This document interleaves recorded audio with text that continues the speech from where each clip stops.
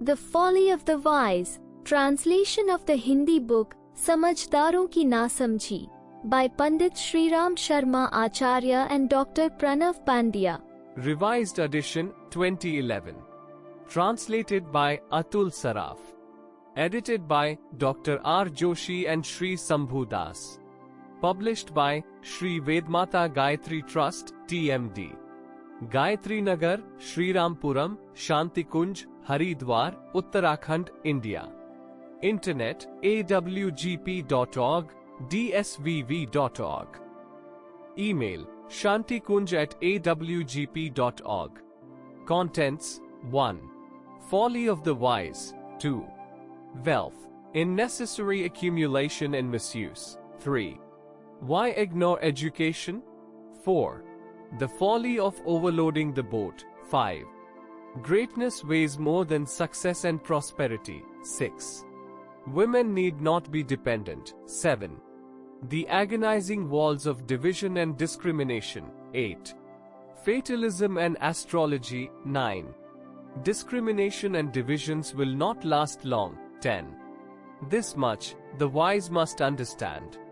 Chapter 1. Folly of the Wise. Capacity to think is an exclusive characteristic of man. This forms the basis of his ability to deliberate, imagine, analyze and take decisions. The ability of other living organisms to think is confined to food, survival and procreation. They cannot think beyond this on topics like better lifestyles, world order or the future of civilizations, etc. Off and on, some of them can be seen vying for a larger share and attacking each other on account of conflicts, but that is about all. They somehow expend their lives and die in due course. Man has been endowed with the capacity to think. He is capable of learning from his past experiences, making effort to meet his current needs and making the future more comfortable and pleasant. He attempts to follow traditions and rules that govern ethics, religion and society. Cooperation is his other special characteristic, on basis of which he works for mutual benefit and does what is needed for development and enhancement of comforts and happiness. It is these mental characteristics that have in course of time led him to his distinct abilities like desire, determination, courage, initiative etc. and elevated him to the highest pedestal in evolution ladder. However, there is also an associated inadequacy in human beings. Man tends to emulate what he observes around him. He embraces the beliefs and actions of others in his vicinity. This tendency engulfs him to such an extent that he often loses his ability to discriminate between right and wrong. Imitation becomes a practice and this tendency overcomes all others. It soon becomes a habit and the urge to imitate becomes his second nature. Many a times this makes him so intransigent that he loses his inclination to see different points of view and, simply based on prejudices, tends to oppose them. These prejudices and failure to understand the other point of view leads to disputes. Wastage of human effort, labor and resources on such disputes and oppositions can be contained if discretion is practiced instead of blind imitation. Man has made numerous discoveries and inventions. He has drawn many intelligent conclusions and taken far-reaching decisions in various areas. But all this progress has failed to check the growth of misconceptions. Man continues to base his conduct on convictions that are of hypocrisy or dubious veracity. So often, the wise man shows irrationality in his conduct. Misconceptions of the intelligent mind. If we analyze and classify human habits and beliefs, we find that man is more superstitious than he is discerning. He is wise and yet more unwise. From certain perspectives, other creatures are better placed, as unlike man, they do not engage in the mess of right versus wrong and live their lives in harmony with nature. There are so many prevalent misconceptions that one can hardly categorize man to be a rational being. It is difficult to believe at times how well-read people and those running large businesses can ever be so irrational. It is necessary to pick a few topics and deliberate whether the prevalent beliefs and practices are indeed correct. When people think about themselves, their prime concern is their body. They associate their self-identity with the body. They continuously strive to assimilate more comforts for the body and make it strong, charming and gorgeous in all respects. But this belief in supremacy of the body is misplaced. For if this was indeed true, why is it that nothing remains of the body after death? In spite of all preventive measures, why does illness and old age take its toll on the body? How do some people retain memories of an earlier birth? Why some people are gifted with special talents right from the birth?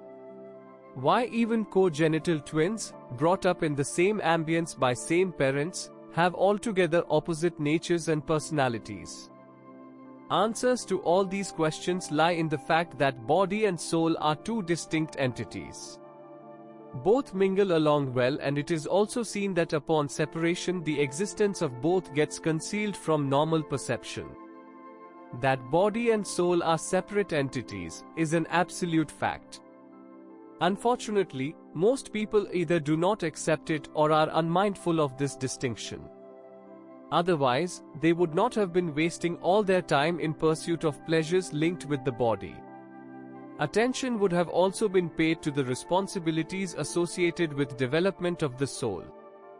Such lifestyles would have been adopted that would have liberated not only self but also others. Driven by sensual passions and false pride, man has instead been treading the road to decadence. Had there been the realization that youth is the time for striving to rise to higher planes, why would anyone have spent those days in wasteful pursuits? Why wouldn't he have rather utilized those days better and lived an ideal life? Why wouldn't his life have been a model for others to follow? The confused perceptions about associating self with the body and not the soul is what leads to the situation where hardly anyone lives a life that can stand the test of ideals. It is usually too late by the time one clears this perception and realizes that the life which he had been living was misled or was a sheer wastage of a rare, precious opportunity. Mighty enemy in nearest vicinity. One vice associated with human life is gluttony. Every living organism takes food in natural raw form. No organism spices up its food by cooking, roasting, frying, adding spices or sugar, etc. Man learned the art of cooking, preparing delectable meals, and in the name of taste, started eating all that was unworthy of consumption. This gave rise to numerous disorders of digestive system, many diseases, and the reduction in the lifespan. Instead of indulging in this vice, if proper vegetarian food habits were adopted, then consumption of food could have been cut down to half. Even the expenses and effort spent in cooking could have been saved.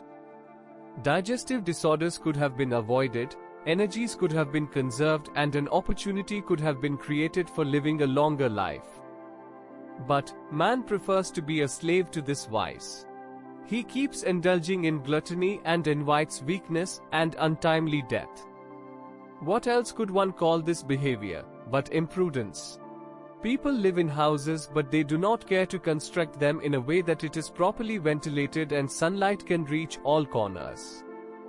A simple hut makes sufficient provision for elementary human needs, but it is seen that people who have riches instead prefer to live in huge, over-furnished houses lighted with artificial lights and kept closed for air conditioning. Their avarice and grabbing of land deprives millions of others of even bare minimum space of living. Those who can afford adequate space too often live in houses that, especially in the urban areas, are dark and suffocating. As a result, they live in houses that are rotting with seepage, bearing children and accumulating filth around them. People long for lavish food, but sufficient attention is not paid to balance of vital nutritious elements and to cleanliness of food, water and air.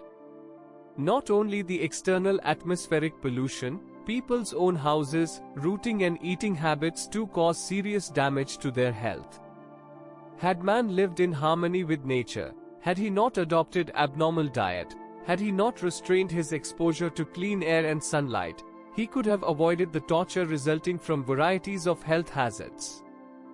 Diseases are disconcerting as they bring along several hardships like physical pain, loss of working hours, increased load of expenses, inconvenience to other members of the family, chance of infecting others, etc.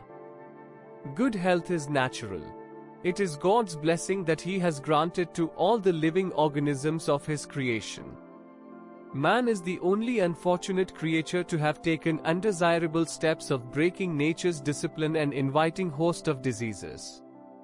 It is said that one bears the fruit of one's karma after death. While this may be true for other actions, but disobeying nature in one's lifestyle is a sin that certainly invites punishment in this life itself. Intoxication is another sort of defiance against nature. Those addicted to tobacco, cannabis, opium, alcohol, etc. enfeeble themselves, fritter away their money, jeopardize the future of their family members, suffer humiliation and eventually become victims of diseases like cancer, etc. They feel uncomfortable themselves and live a neglected and humiliating life of a criminal amongst their friends and relatives as well. In spite of the awareness about all that has been said so far, people neglect the laws of nature. Is this their wisdom or their folly? Other living organisms do become victims of divine dharma but can never be disgraced for treading the wrong path. But the man's deeds seem to suggest that he has deliberately adopted this defiant position against nature. In such a situation, it surely raises a question mark on his sagacity. Failure to understand the importance, nature and meaning of life and draining this supreme resource for disdainful purposes also has far-reaching consequences. Precious life is exhausted on futile tasks. Moreover, the burden of sins resulting from the misdeeds, triggered by ego, selfishness and avarice, gets piled up. Consequently, one suffers the penalty of a downfall and eventual collapse in this life and beyond. Chapter 2. Wealth. In necessary accumulation and misuse. No doubt, man is wise. His dexterity in generating and accumulating wealth is unmatched. Even if he misses out on a few opportunities of making money due to lack of skills or adverse circumstances, he does not lose courage. He would consistently keep trying. It is a different story if the gamble doesn't pay off, but man on his part leaves no stone unturned in becoming as rich, in as little time, as possible. When he fails to earn using honest endeavors, he is often seen resorting to unfair means. Where should this accumulated wealth be spent? On what should it be spent and how? On this topic as well, man's decisions are no less perplexing and worthless. Earning through unethical means and thoughtless extravagance are both dangerous. Both of these have disastrous consequences that would cause one to lament forever.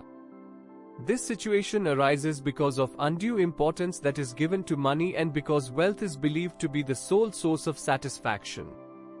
It is a fallacy to accord all the success and progress to money. This fallacy results in all the knowledge and efforts of this invaluable life to be targeted towards acquiring wealth. Man gets preoccupied with it to such an extent that he is unable to put any thoughts or take actions towards other important purposes. As a result, all the other aspects of human development and evolution remain neglected. Loneliness prevails. Unfortunately, even the wealth accumulation is never as successful as is desired because there is a limit to how much one can acquire. Therefore, one has to continue to compete at every step. Everyone vies for a bigger share, but it is purely by coincidence that some people succeed while others fail. Had capability been the cornerstone, things might still have been under control. People would have worked to increase their abilities and would have been successful in earning more, but situation is very different in today's economic scenario where cunningness is everything. But even after all this effort, Providence still has the last laugh. It is possible that even a hard-working person may remain empty-handed and might have to remain satisfied with a small share. One must do an introspection to judge whether it is worth ignoring all the other important aspects of life, for the sake of amassing wealth. Should one get so preoccupied with pompousness alone?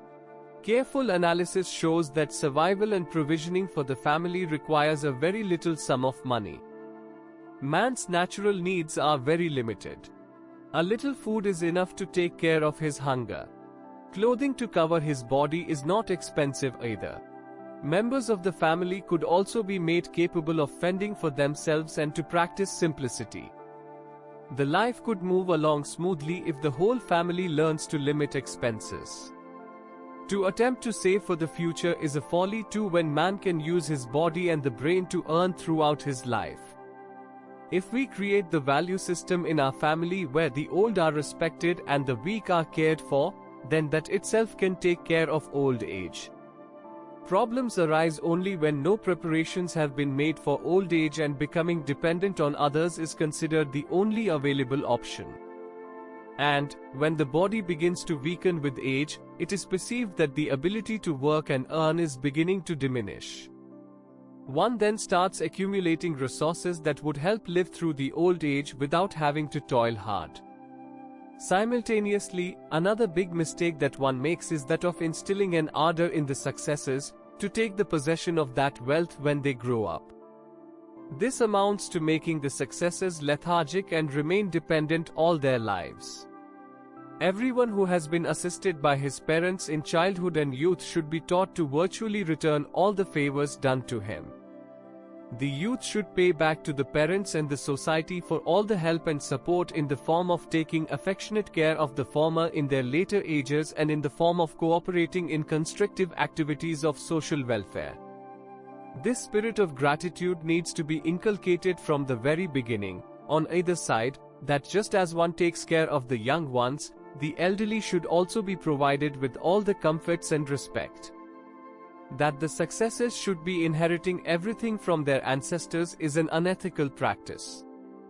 This practice is seen prevalent in many families, especially in India. As a result, successors of the wealthy are busy conniving how to snatch away as much as possible from the parents.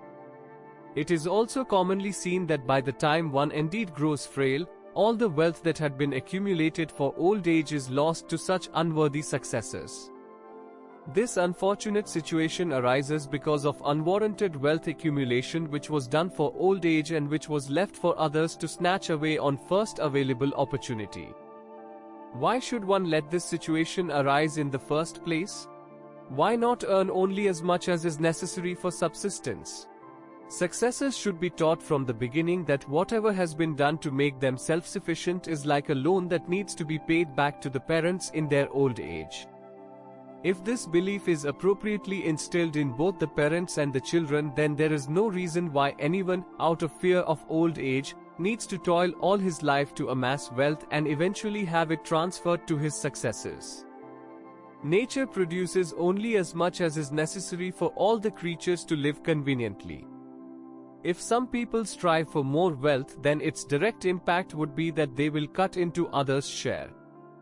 To build a wall at one place, one needs to dig a hole at another. If anyone wants to be rich, then it will be possible only if lots of others are forced to live in necessitous poverty. Resultant inequality, whenever and wherever it arises, will give rise to envy and enmity. Unwarranted wealth invariably gets spent on evil habits, pomp, luxury and adultery, which has disastrous consequences.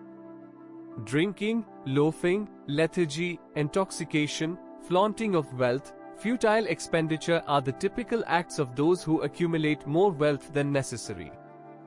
These evil acts in turn demand even more money and thus starts a downward spiral that makes man stoop lower and lower.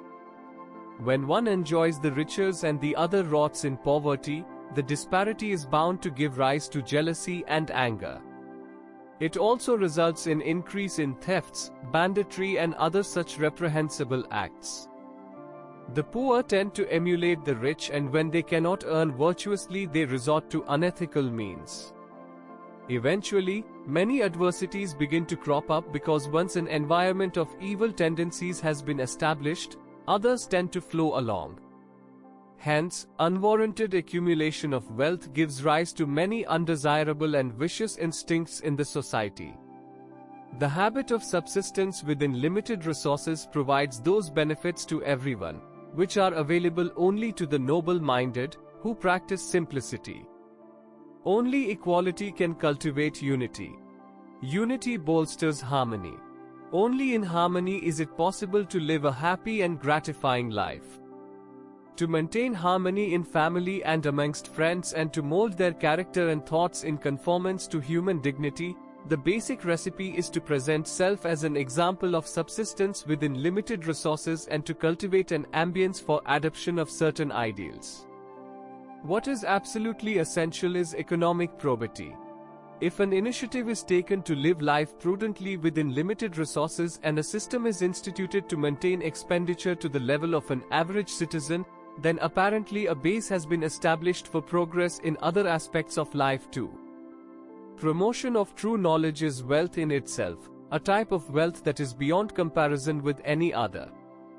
It requires swadhyaya, satsang, contemplation and rumination. To enrich one's experience, it is also necessary to establish public relations. But one finds time for the same, and the desire for it arises only when one understands the importance of harmony over wealth accumulation. With true knowledge, anyone can become discerning, prudent and intelligent and can assume a more refined personality than is ever possible with accumulation of wealth. Similar to true knowledge, other means of developing one's personality are virtuous charity, generous service and collaborative efforts for collective progress.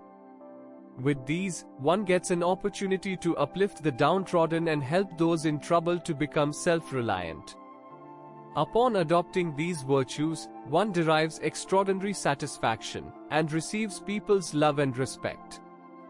As his endeavors are proven worthy, he gracefully treads the road to all-round development. All the great men in this world have tread the same path. Selfless charity is like sowing seeds on a fertile ground, which grows into a tree that yields fruit all our life. But such charity is possible only for those who can get rid of the lust for wealth. Those who are trapped in this lust can never think of anything except their own selfish interests. They would never find time for anything else. Healthy body, balanced mind, righteous conduct, efficient management of family, charity, organized and progressive social system, etc., are the issues on which every man should be paying due attention and should put his best efforts towards their implementation. This is possible only if sufficient time is devoted to the cause. It is possible to concentrate the mind completely to this cause, if one stops applying all the energies behind chasing excessive accumulation of wealth. If one is engulfed in a mania of wealth accumulation, then what else can he do? But if the target is only to take care of the bare necessities, then it can be achieved with only a few hours of labor, and that would leave sufficient time for a good resolution of other important problems in life. Subsistence is not difficult. What is difficult is to satiate the lust for wealth, to bridge the gap between what one has and what one longs for. The belief that money can buy everything is totally misplaced. The truth is that money cannot buy anything except articles for comfort and leisure. The real wealth is an illumined personality and a refined combination of excellent qualities, deeds and culture. If one possesses these precious resources, then one can easily project a good image of oneself in front of others and can earn the love, cooperation and respectful support of everyone. These qualities act like magnets whose pull makes one rich in genuineness, talent and intensity.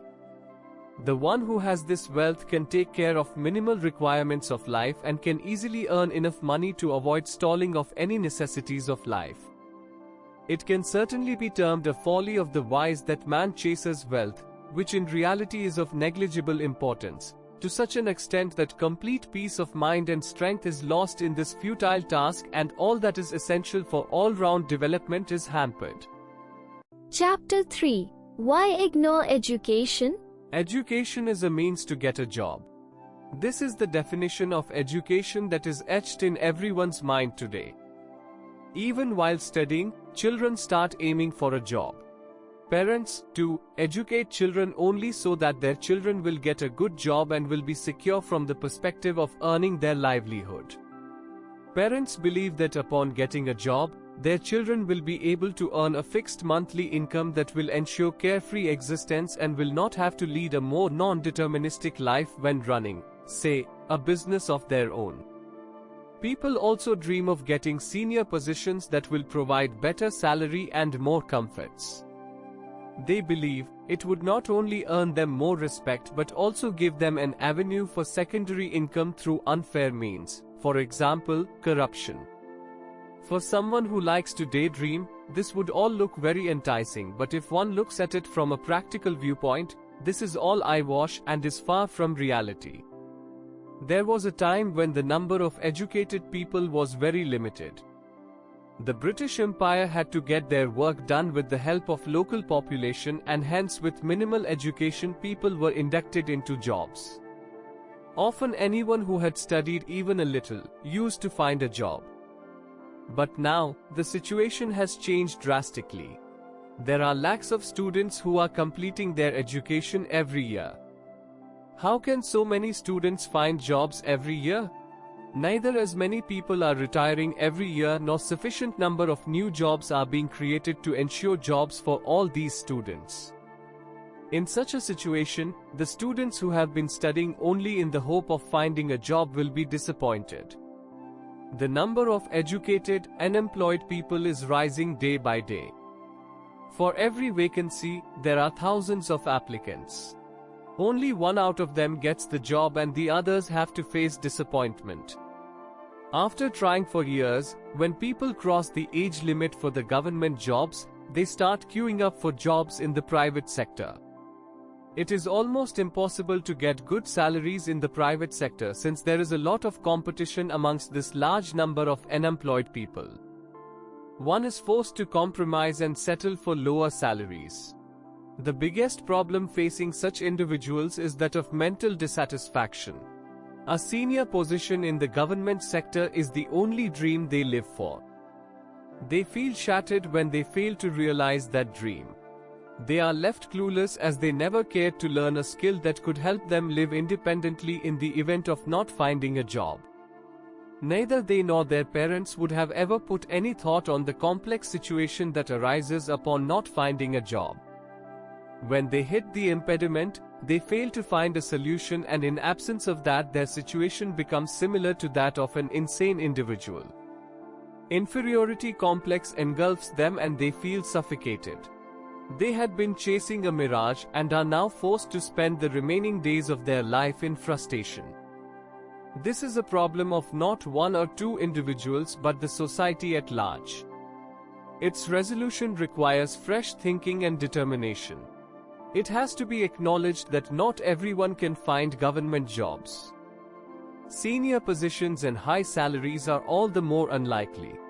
If these facts are digested at the very onset, then other solutions can be found and a new course can be charted out.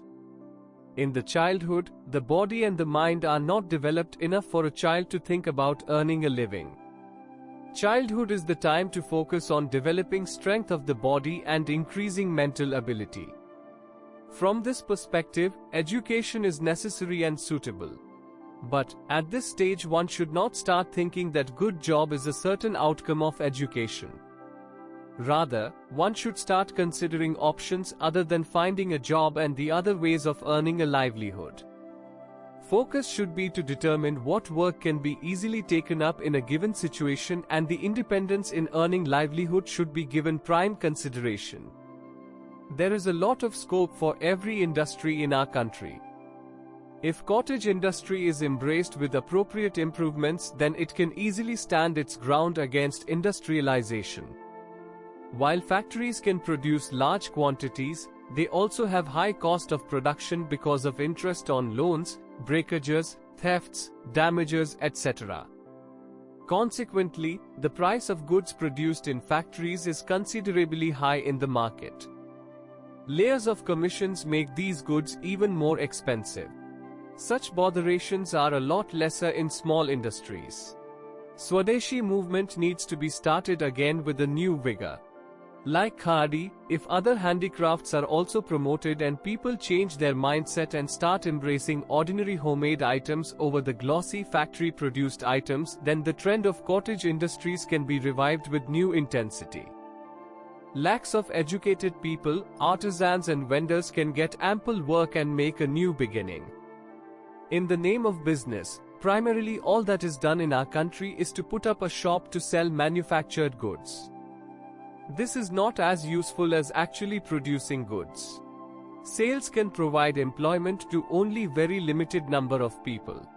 If there are 1,000 shops in a town, then with the logic of one owner and one employee per shop, employment for about 2,000 people is all that these shops will provide. Even a single supermarket can provide employment for almost similar number of people. Focus should be on manufacturing that can provide livelihood to lakhs.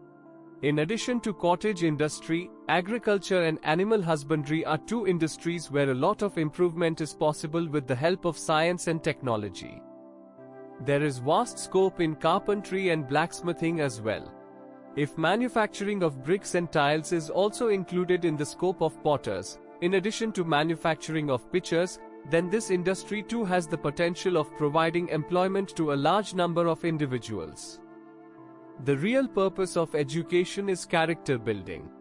Resolution of complexities in personal and social life should be accomplished through education. Basic purpose of education is to make students expert and proficient in topics like how to nurture harmony and righteousness. To fulfill this purpose, educational institutions need to put in wholehearted efforts. Parents too should start admitting their children to schools with this objective. The system of education which today focuses only on jobs needs a complete revamping. Because of frequent transfer in jobs, the circle of friends and neighbors gets broken. New rented accommodation needs to be found, which drains a large part of the income. The service that is due to the motherland remains unaccomplished.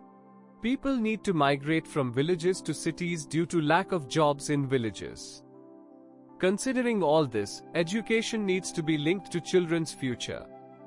What should they become or what should become of them? In finding answer to this question, it is best to keep the topic of jobs out of the discussion because in days to come, it will become more and more difficult to find jobs. To feed oneself, enough work is available in the villages itself where the cost of living is low and life is easier with the love and cooperation of kith and kin. The land where one is born and brought up is akin to one's mother. Just how one serves one's mother, it is also a duty to serve one's motherland.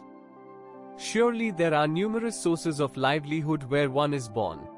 Cities are becoming costlier, dirtier, more unhygienic and centers of evil intentions because villagers are migrating towards these cities on a very large scale.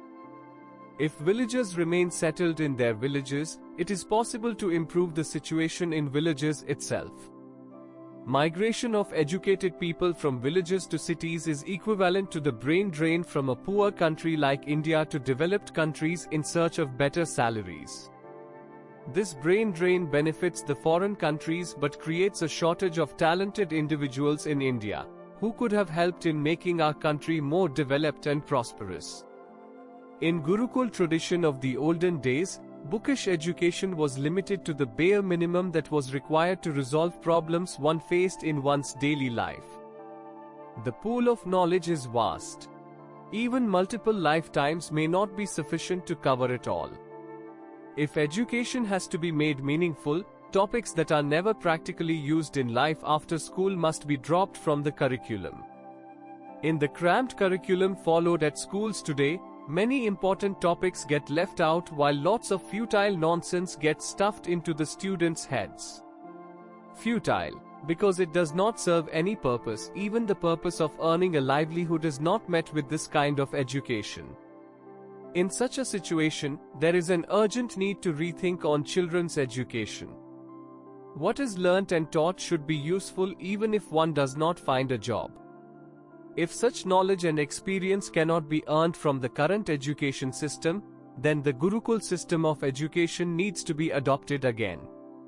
Compared to the amount of money and time that is spent on education in government schools, it is possible to run schools based on Gurukul tradition and throw light on practical problems of life, at a much lesser expense. Not only can such education focus on behavioral aspects but also on building skills that would allow people to earn their livelihood, while staying back in their villages. An important aspect of education is the hostel life. Environment at home is typically not conducive to enhancement of one's qualities, actions and character. To lift one's values to a higher plane, one needs the right kind of environment. If parents and families are unable to create such an environment, then this should be accomplished through hostels that can also regulate the students' daily routine. It is unfortunate to see such rampant negligence in a field like education, which is responsible for the future of the children and families. The past styles and patterns in education are followed blindly without analyzing whether they resolve the problems, and if they do not, what alternatives can be constructed. Drastic relevant reform in the education system of the country is the dire need of the hour. It requires immediate attention and action before it is too late. Chapter 4: The Folly of Overloading the Boat. A boat that is lightly loaded can easily cross the stream, but if it is heavily loaded, its chances of sinking, upon being struck by a big wave or hitting against a rock, increase substantially. It is difficult for someone who carries a burden to go a long distance or climb very high, but one who is empty-handed can easily cover a long distance and reach great heights. Everyone longs for a chance to live a light-hearted life because only that brings cheerfulness and gives a chance to think about uplifting oneself. A large family is a persistent obligation that calls for a continuous major expense. Upbringing a child and making him self-sufficient entails an expense of about several lakhs of rupees on an average, which includes expenses on education, health, recreation, marriage, etc. One does not realize it because this expense gets included in the systematic, day-to-day expenses. But, if a record is maintained of the expenses and the time spent on bringing up the child is also appropriately accounted for, then this estimate will not seem to be an exaggeration. Giving birth to a child is therefore equivalent to piling up a loan of nearly ₹1 million that one has to forcibly keep paying back till the body permits. The more the number of children one has produced, the greater the amount of loan that gets piled on. It is the kind of loan that can never be written off and where no moderation is possible. It has to be paid back under any circumstances, even if that compels one to adopt means that are unethical and disgraceful.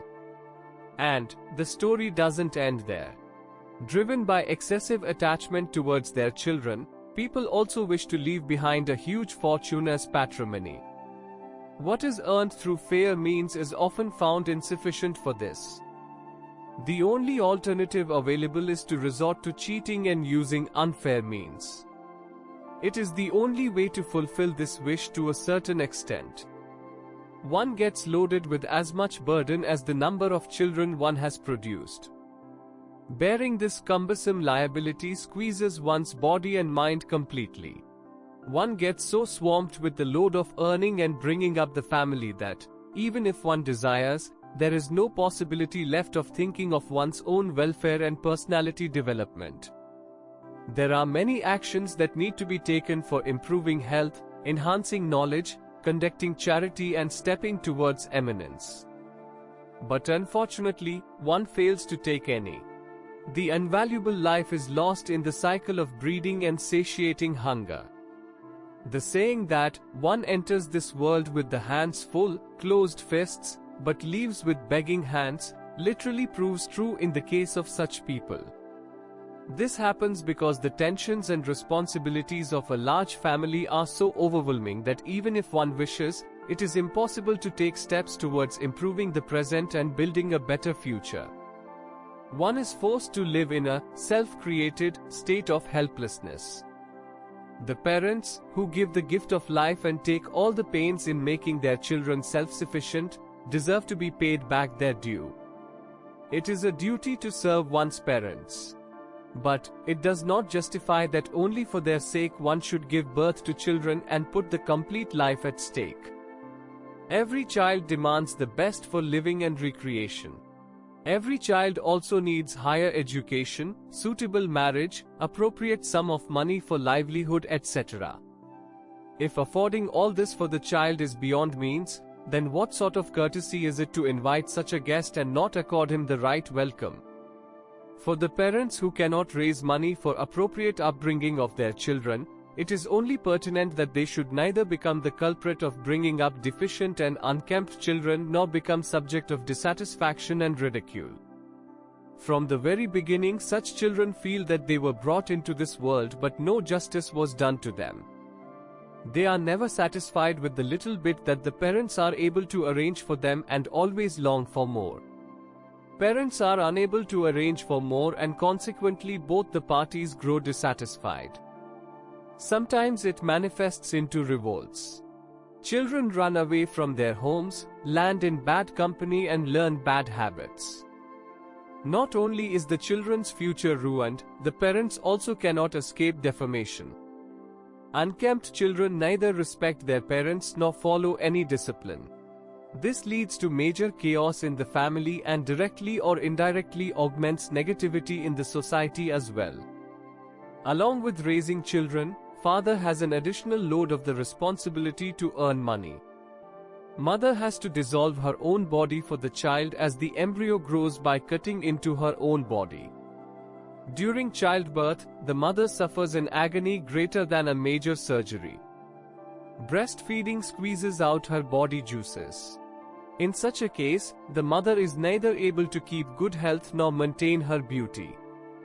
There is no time of the day or night left for her own comfort. The result is that giving birth to one child after another takes its toll on her. Morbidity and many symptoms of illness inundate her. Father pays the price of this unnecessary breeding of children in the form of economic difficulties, and the mother pays for it by losing her health. Here, breeding of children is dubbed as unnecessary because the prevalent conditions in the world, especially in the developing countries like India, are such that load of even a single additional child cannot be borne. The production capacity of the earth is limited. It can raise crop only in limited quantities, and that can feed only a limited population. Uncontrollably increased population will have to die of hunger, become victims of malnutrition or suffer from distress due to weakness.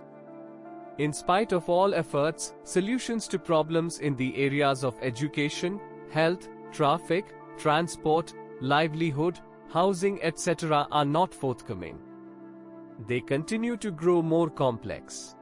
When new arrangements are made, the consumers increase manifold and all the plans of progress come a cropper. If poverty and illiteracy are not brought under control, the country will remain unsteady. The dream of making it a developed nation cannot be realized until the rapid growth of population is curbed. In absence of proper resources for development, increasing number of people in the society would have disdainful and inferior personalities. In such a situation, how can one hope for the country or the society to progress? Unbridled sex desires and not paying heed to its consequences results in unwarranted breeding. Lust makes one forget the need for maintaining a right balance and forces one to behave like a fanatic. Atonement for this mistake leaves the parents with no opportunity to even think of their own development. Such parents not only drain out their vital energies, but also increase the load on this earth and produce unkempt children who are born out of such wretched circumstance.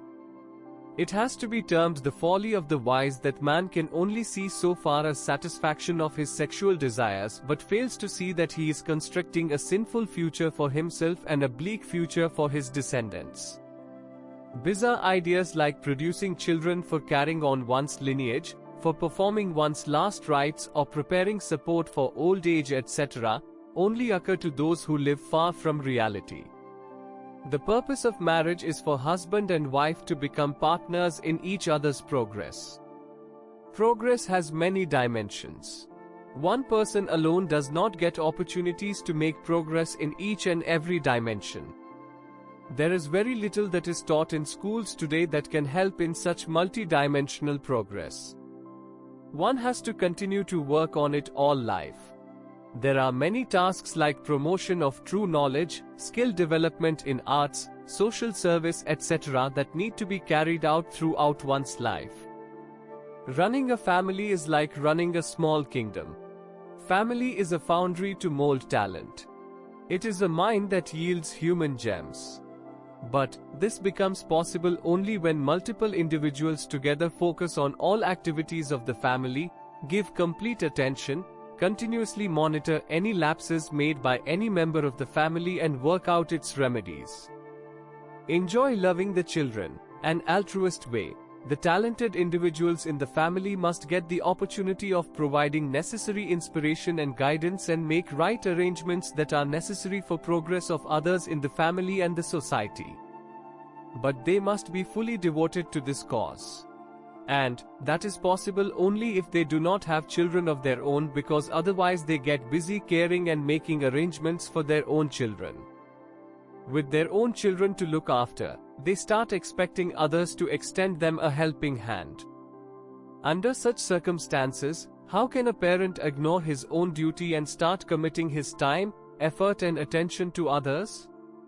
And if that is not possible, then it is hopeless to expect that the society could be made independent, developed and cultured.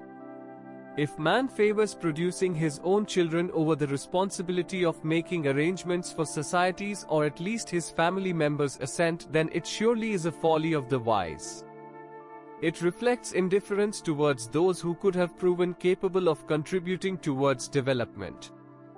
Having one's own kids is not necessarily the only way to contribute to the glory of the family institution. This can be better accomplished by loving and nursing children of other parents who lack resources to raise them. One's own children become demanding and consider it their right to get all possible comforts, but if children of other needy parents are nursed and educated, then all those parents will remain grateful all their lives. This beneficence will not only boost self-confidence but also encourage cooperation from acquaintances. The benevolent are always respected and they earn favors that provide them greater recognition, respect and opportunities. Sometimes, one's own children land in the wrong company and step in the wrong direction owing to excessive pampering. Upon growing up, such children can be a real liability on their parents. Thus, selfishness and attachment towards only one's own children can prove to be counterproductive. On the other hand, if money, time and affection were to be showered upon the children of other parents, then the results of that charity would always be beneficial. Difficulty can arise only if children of other parents are adopted with the purpose of succession. If without adopting, one owns up the responsibility of educating them, uplifting them, as part of social welfare, then it would be considered the highest service for the nation. The wise need to ensure that they do not burden their spouses with children and make them disabled, helpless and a burden. Instead, they should support their spouses to become and remain capable of serving and helping others. Chapter 5. Greatness weighs more than success and prosperity. Every capable individual wishes to establish and publicize his capability and achievements. Other creatures aspire only to satiate their hunger for food and sex, but man also aspires to prove himself better than others. This is called being ambitious. Every man nurtures ambitions.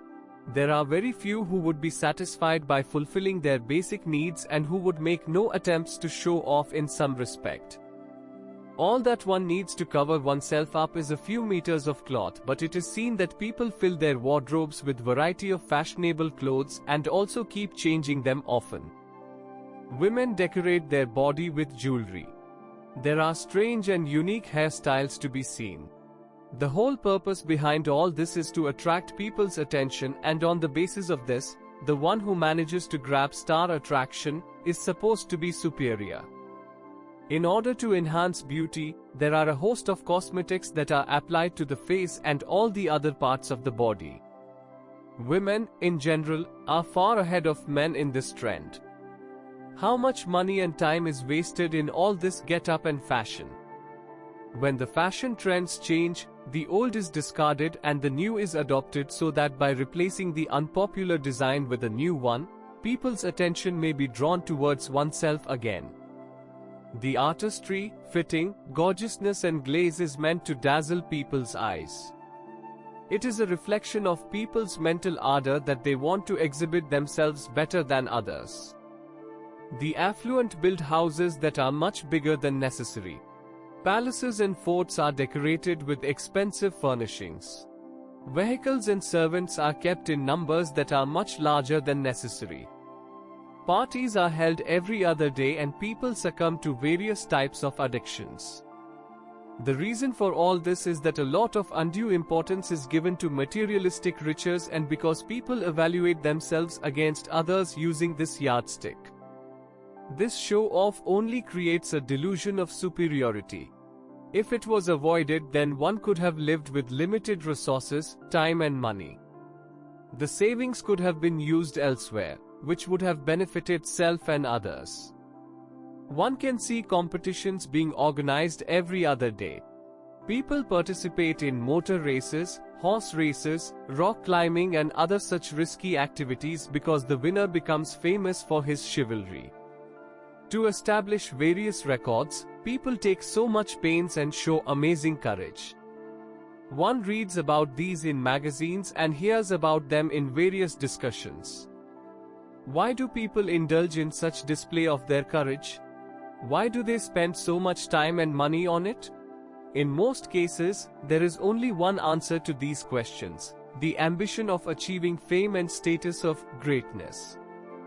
Those who are unable to perform, resort to paying for yes men in order to earn false praise.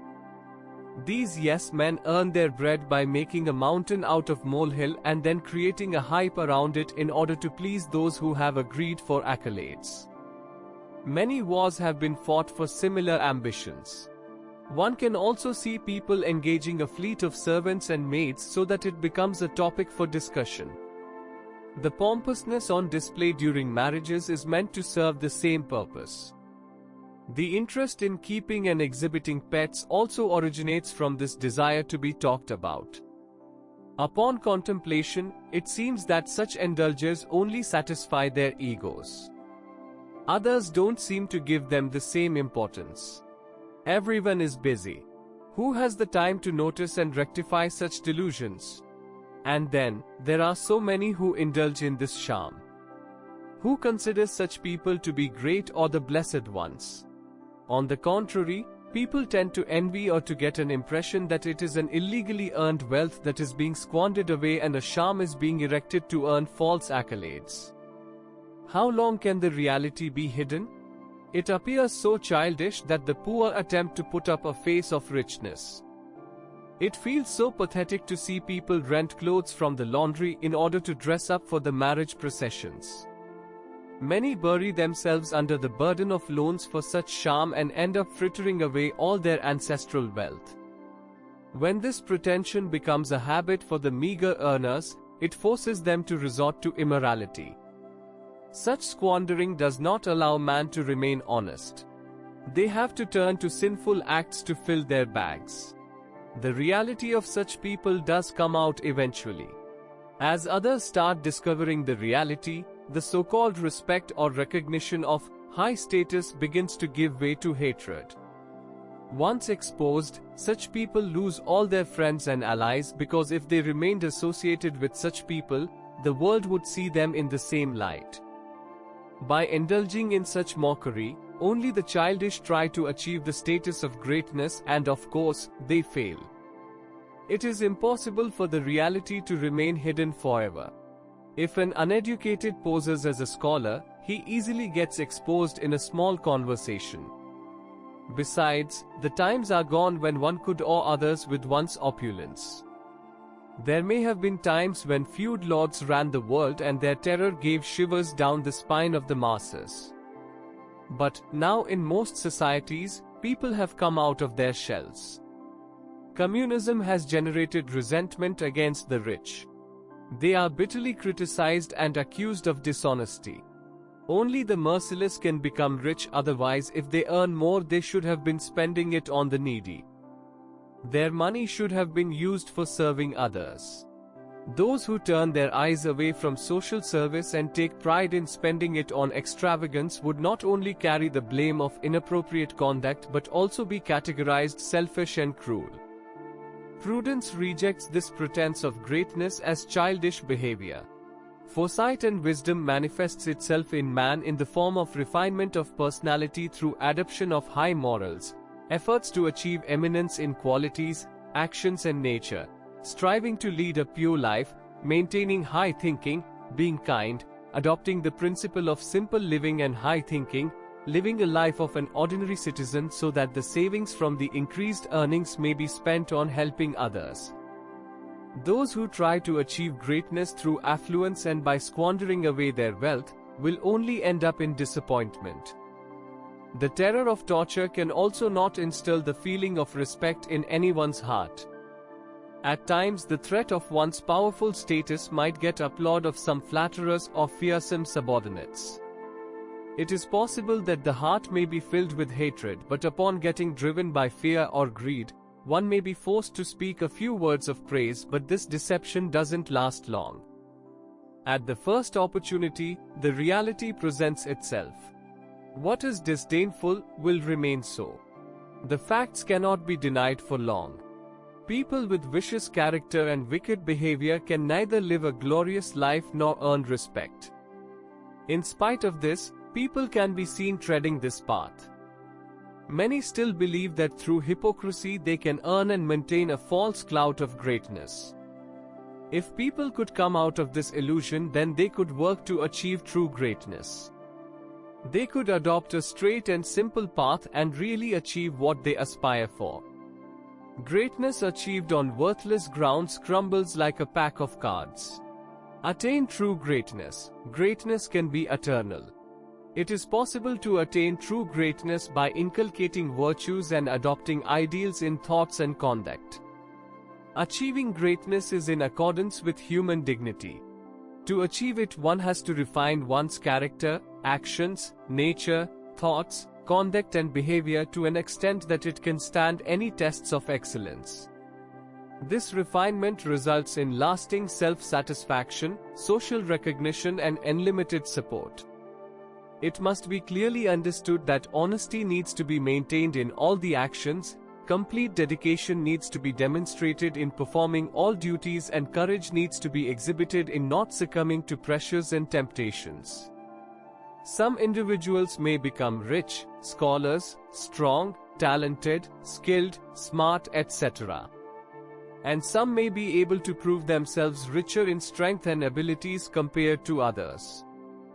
But it is also certain that they will face the lurking danger of misusing resources and the possibility of attacks and damage from the jealous. Thieves and attackers will continue to skulk as well. The danger of being dragged into a quagmire of downfall by sycophants and yes-men, who will lay a bait of false praises, cannot be ruled out as well. Doubts and sinister possibilities will always be present. And all this will keep one's mind in a state of distress. One must understand the risks associated with greatness and remember the miserable state of mind that one may land in. However, if greatness is achieved through continuous chiseling and refinement of personality, then there is no such danger. The dignity attached to such greatness keeps one happy, and the favors done to others yield beneficial returns as well. The adoption of two foundations, character integrity and focus on social service, can lead every man, on the basis of his excellence, to present an example in front of the public that will encourage them to become better individuals too. It is not necessary to become rich or a scholar to achieve greatness. It does not even need special abilities or cleverness.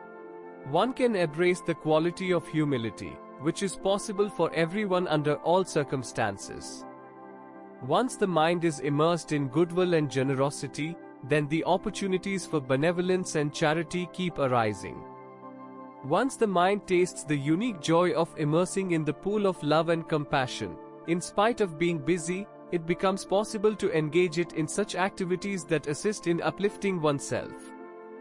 Only by adopting sincerity and humility, one can prove to people that living a dignified life and sticking to a social discipline is not difficult.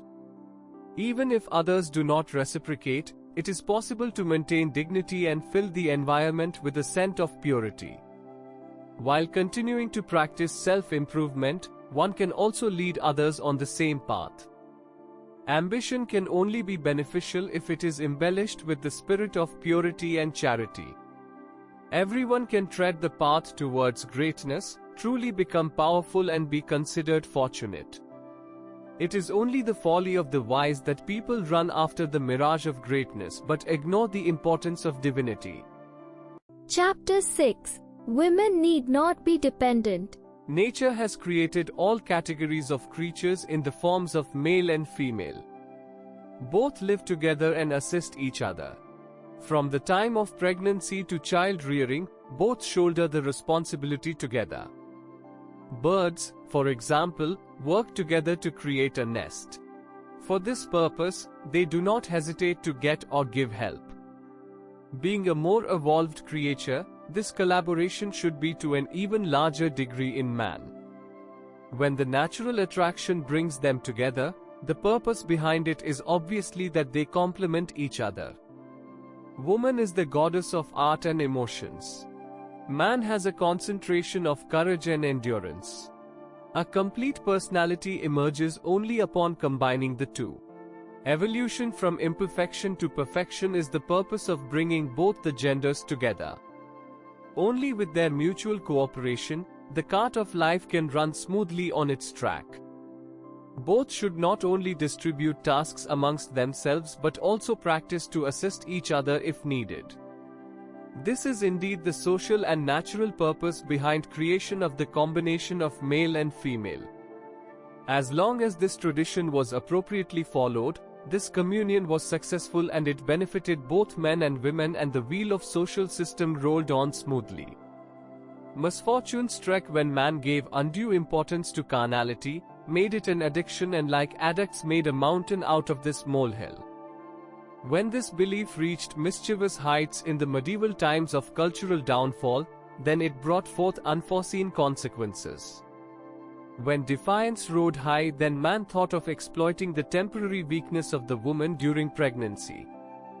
The physical weakness and inability to produce during the days of pregnancy were blown out of proportions, and woman was taught to remain a slave to man, follow him blindly and be satisfied with the food and shelter provided to her in return. By and large, her ambitions to ascend were suppressed and the thoughts of equality with man be buried. She was supposed to expect nothing from man except what is needed for basic survival. The logic given was that when the primary responsibility of reproduction has been laid on her, then she must accept it as her destiny and remain content. The logic sounded convincing and it was adopted as a tradition. The leash continued to be tightened until woman remained only a medium for sexual satisfaction of man. This leash was tightened both from outside and from within. Externally, she was confined within the house walls and made to hide inside a veil. She was restricted from moving around alone. Terming this bondage as the curse of being a woman, she was forced by the male-dominated society to live a disdainful life. And human customs such as committing sati, shaving off, tonsuring the head, begging at the shrines, etc., were initiated as these traditions helped the family members to get rid of the responsibility of supporting the widow and also helped keep the widow away from laying claims to her husband's property. From the inside, woman was weakened to such an extent that she started believing herself to simply be an object of desire and busied herself in putting on makeup and in looking more attractive and seductive. She started shunning hard labor in order to avoid its adverse impact on her tenderness and beauty. She started believing that her welfare was in dressing up like dolls and attracting her husband. After this noose was tightened around her from both outside and inside, woman became crippled and helpless. She was brought to a situation where she was completely dependent on man.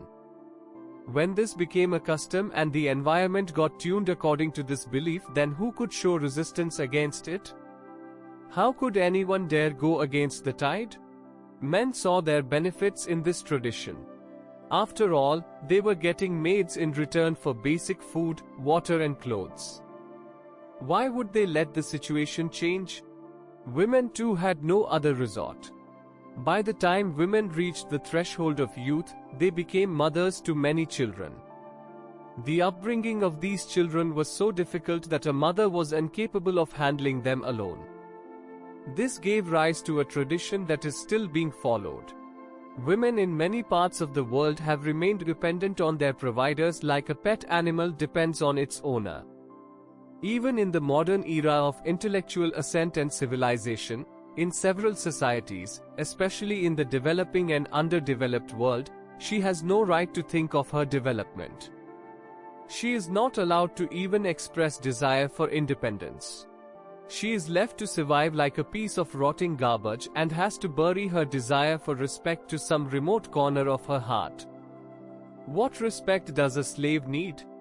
When there is enough food to fill the stomach and clothes to cover the body, then why long for love and respect? While there is some difference in the state of a woman in developed and developing nations, it is fundamentally identical. In developing or underdeveloped nations, she is under tremendous pressure and has to spend her days in a state of helplessness. In developed nations, she is encouraged to become more attractive and seductive so that she starts giving greater importance to comforts and glamour, and, on her own, feels tempted to earn the man's favor. The result of the temptation is that she can be seen exposing her body a lot more and attracting the onlookers. This rising enthusiasm has created an ambience, especially in the developed world where coyness, which was once an asset of the woman, is hardly seen anywhere. Sometimes under the tag of bold and beautiful, sometimes of the glamour of models of commercial advertisements, she is being exploited or letting herself so in several ways in ultra-modern societies. This is not development. It is a pitiable expression of lack of self-respect. In both the developed and the developing nations, the women have their own unique plights and compulsions.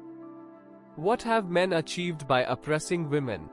Who gained what by pushing women to this pitiable state? Woman suffered a big loss, but man did not gain from this either.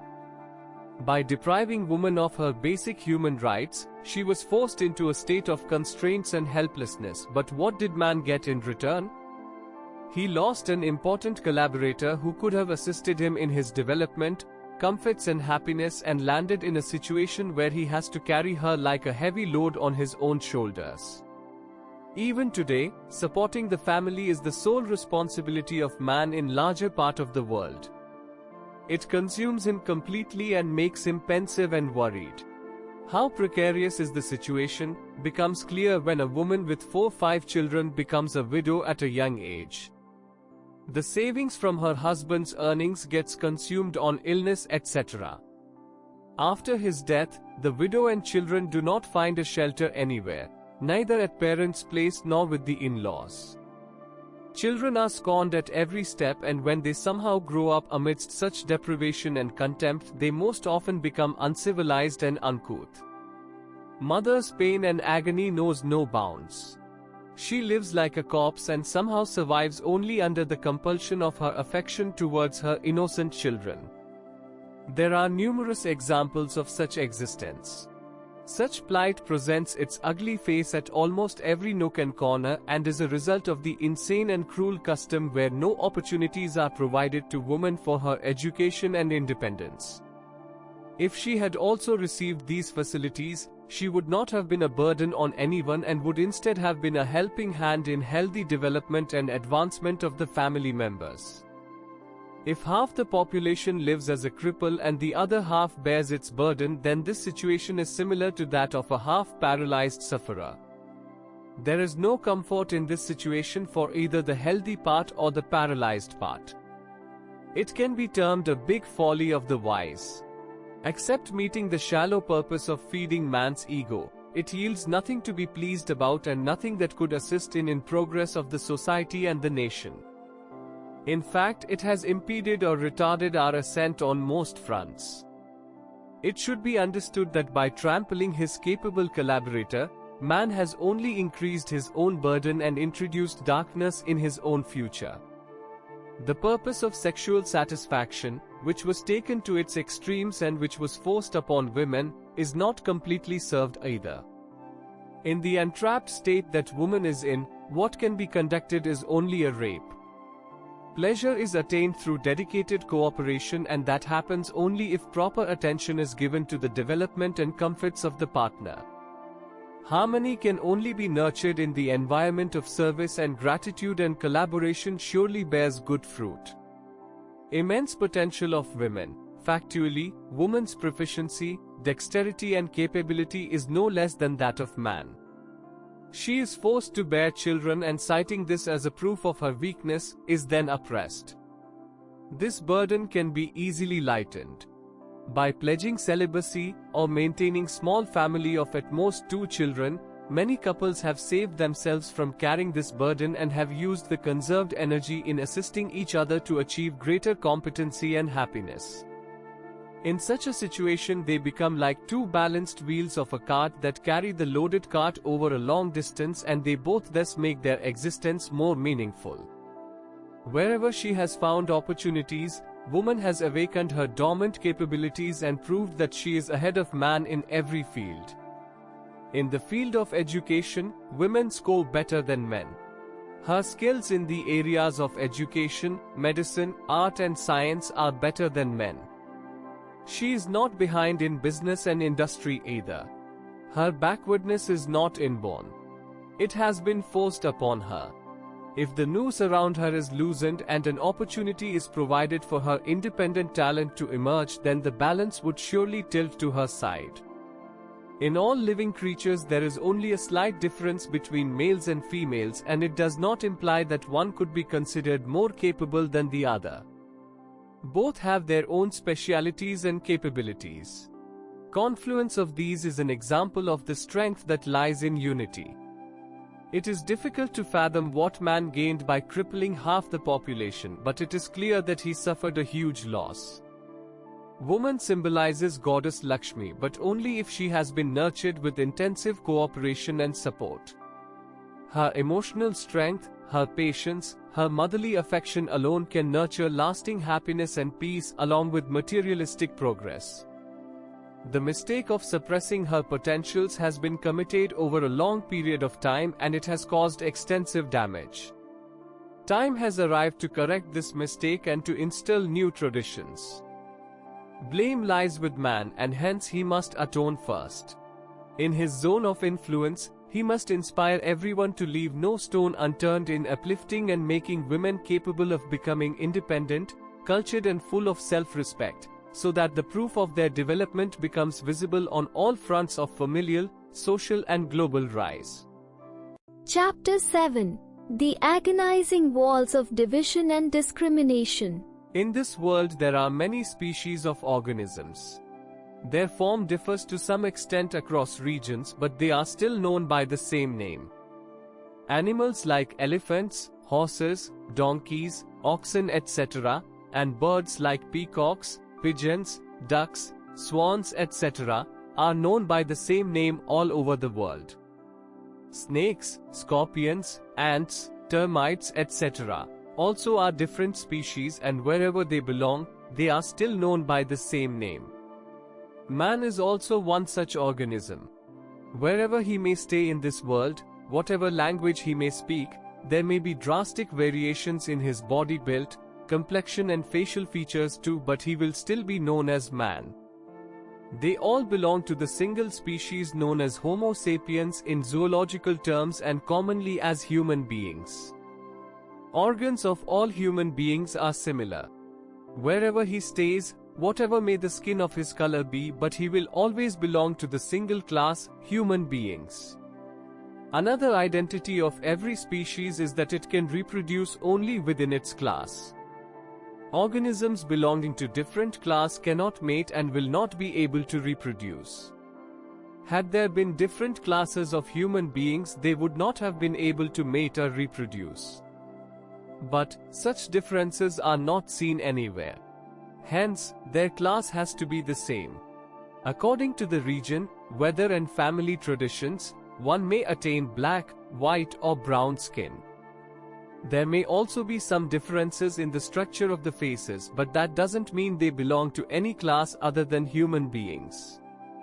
In spite of this fact, people have created their own special classes in the name of country, region, faith, ethnic group, language, and so on. For example, Bengali, Tamil, Punjabi, Chinese, Japanese, etc. On the basis of language also such divisions have been formed. But these are not real. The natural oneness cannot be split into such sections. Racism in India is bizarre. When in the ancient times the social engineering system of 4 varnas, social classes, was put in place, it was based on the nature of one's natural attitude and business or work that he naturally liked and performed. They were classified broadly as teachers, warriors, businessmen and artisans. This classification was temporary and not static. There had always been the freedom to change profession. On this basis, anyone could change his class whenever one desired. Even today, this classification based on profession exists. Organizations are also formed on this basis. Members of Kisan Sabha, Assembly of Farmers, Shramik Sangh, Labor Union, Vyapari Mandal, Business Circles, Adhyapak Sabha, Institution of Teachers, Rickshaw Union, etc. are those who are engaged in the corresponding profession. Class changes when the profession changes. One who is a teacher may later join the armed forces. Upon retirement, one may start his own business. This way one's class may keep changing with time. But he will still continue to belong to the species of human beings. Even the family would also remain the same.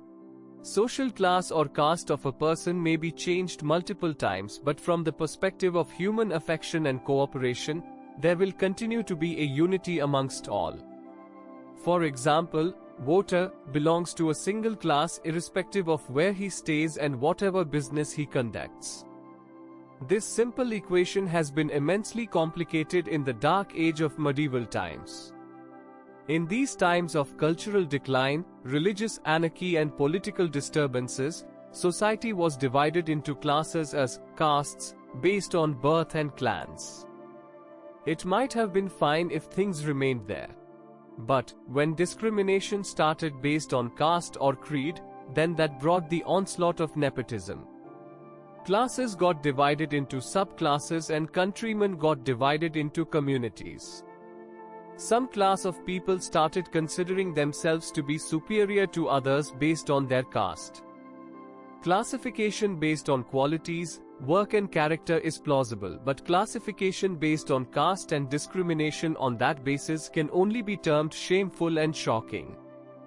This mindless classification is beginning to mature into a tradition now. Every community has many subclasses and each subclass believes itself to be the supreme class and discriminate against others. The classes of Brahmins, class of religious teachers, Kshatriyas, warrior class, Vaishyas, business class, etc. have now become castes defined by birth, family lineage. Within each there are many subclasses.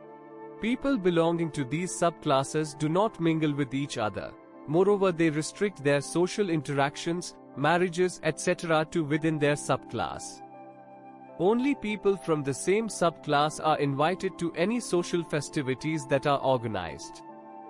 People joining the marriage processions also often need to belong to the same subclass. This parochialism is settling into business and politics as well. Even while casting vote, people give undue consideration to the caste, creed and community of the candidate.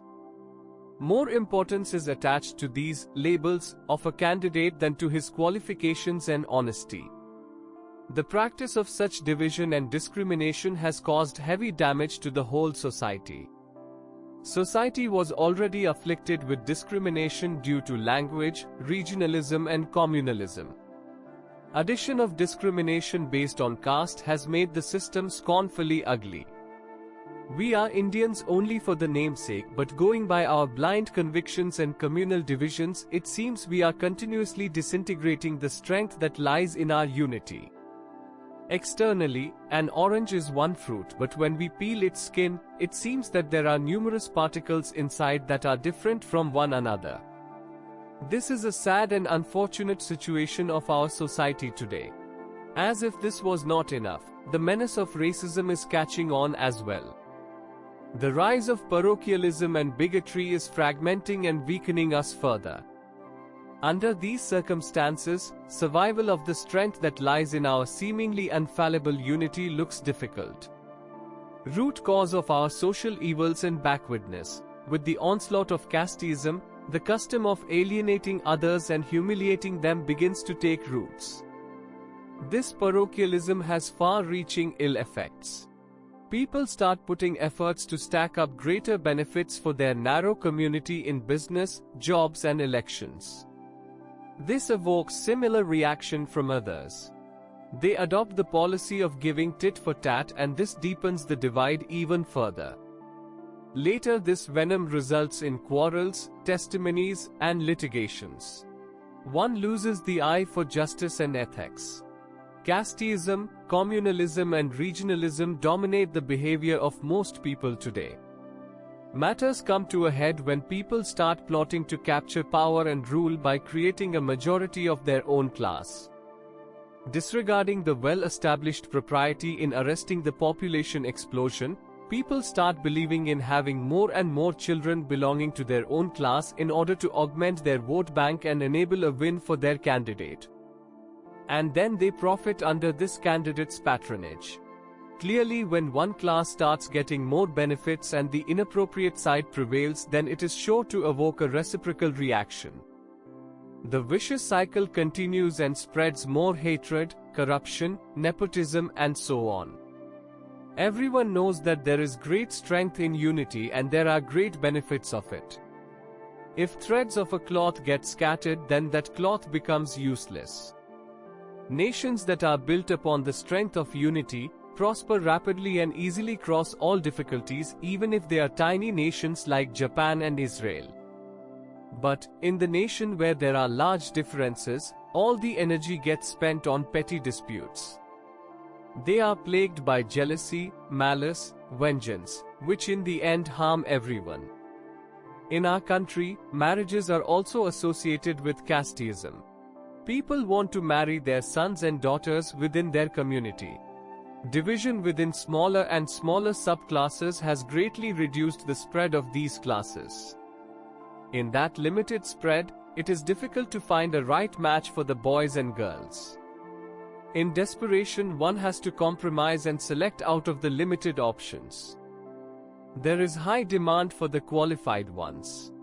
This has been the major cause of the curse of dowry and hence of corruption in our society. Moreover, because of limited choice within a small community, one is forced to choose amongst the inept ones. It is therefore seen that people compromise and go for an inept match.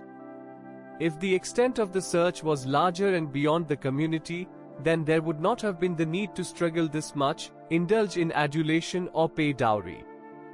Good match could have been found in the neighborhood itself. There would have been sufficient information about their nature and traditions, and marriages would have been more successful. But, when one is entangled within the community, one needs to look afar, and then real information about the state of that family or the nature of the boy or girl is not available. One has to shoot in the dark, and that mostly yields unsuitable results. The problem of finding the right match for marriage gets complex in the wake of restrictions to search within the community. Its solution was simple. If caste distinctions were not allowed to get in the way, relations could have been easily and cheaply formed without having to bid for them. Parochialism could have been contained and circle of affinity widened. In our country, backwardness also has got associated with clans and classes. Not just people but the whole communities remain entangled in backwardness because of their bondage to restrict themselves to within the clan and to adopt the same rituals. The basic reason behind the backwardness of many so-called scheduled castes or backward classes is that they are being deprived of progressive thinking, liberation from blind customs, and are thus being forced to live in the rotten circumstances by their own leaders and protectors of traditions. If they were allowed to mingle with people who have made more progress, then it would have promoted unity and equality. No division would have existed between the progressed and the backwards. Everyone would have attained the same status, progressed together and benefited equally in the development. This division has relegated a large section of the society to an inferior existence and snatched away the opportunity from them to progress on the path of development. This can only be called social injustice. Indian Constitution has renounced any caste or creed-based, community-based, or social status-based discrimination. In order to create equality, it has also ascertained all possible economic and political provisions too. But that is not sufficient. In order to bring emotional transformation, the belief systems will have to be transformed, and deep-rooted traditions that have become habits and that instigate discrimination in our society will need to be radically changed. It is a folly of the wise that has erected the walls of division and discrimination. It has forced multitudes not to rise over the illusory false pride over the community that they belong to, or to rise from their downtrodden state. This indeed is the right time to end this foolishness. This mistake has encouraged a large section of the Hindu society to convert to other egalitarian religions. If the situation remains unchanged, then the caste-based system will also be considered unjust, and more people will drift away from Hinduism. Chapter 8: Fatalism and Astrology. Karma and its result are interdependent. Upon laboring through the day, one will earn one's wages at the end of the day. Upon depositing the savings in the bank, one is sure to earn interest on it. Businessmen run their shops and earn their living. Farmer sows the seeds and happily reaps the crop. The studious become scholars. Those who go to the gym regularly become strong. Artists practice and become proficient in their skills. That karma, action, deed, committed in a state of mental yields fruit is obvious. Intake of bad food will give rise to stomachache. Those who commit suicide would die. Those who adopt Spartan and orderly lifestyles become healthy, strong and attain longevity. Those with soft-spoken, humble and gentlemanly behavior make many friends, whereas angry, rigid and ill-mannered make others cynical and antagonistic towards them. It is all a result of one's karma. There may be delay in getting the results of one's karma, but there will never be injustice. Karma of today becomes fate tomorrow. What is milk today will be curd tomorrow. Its name and form may change, but it is not possible to get curd without milk. It is only our good or bad karma today that brings good or bad results sometimes in future. We must accept the fact that as we sow, so shall we reap. Sometimes the results do not show up immediately but after a delay. Because of this, some restless people lose their patience and start doubting whether they will see the results of what they have done. This kind of distrust is philosophical atheism. The purpose of believing in God and worshipping Him is to establish the faith that God is omnipresent, omniscient and righteous. No karma escapes His notice. Over time, He gives the fruits according to one's karma sometime or the other. Those fruits may be in the form of bodily or worldly benefits or losses, or spiritual development and happiness, etc. Sooner or later, bad karma will always conclude in misery in some way. Farmer sows the seeds. It takes months before he can reap the crop. Gardener plants tree in the garden. It takes years for those trees to grow. Trees like banyan and peepal take really long to grow. But no farmer and no gardener grows impatient or loses faith. Because of the delay, none of them leave their job or get disappointed. Ignoring the established principle, some mindless people adopt the strange principle of fatalism.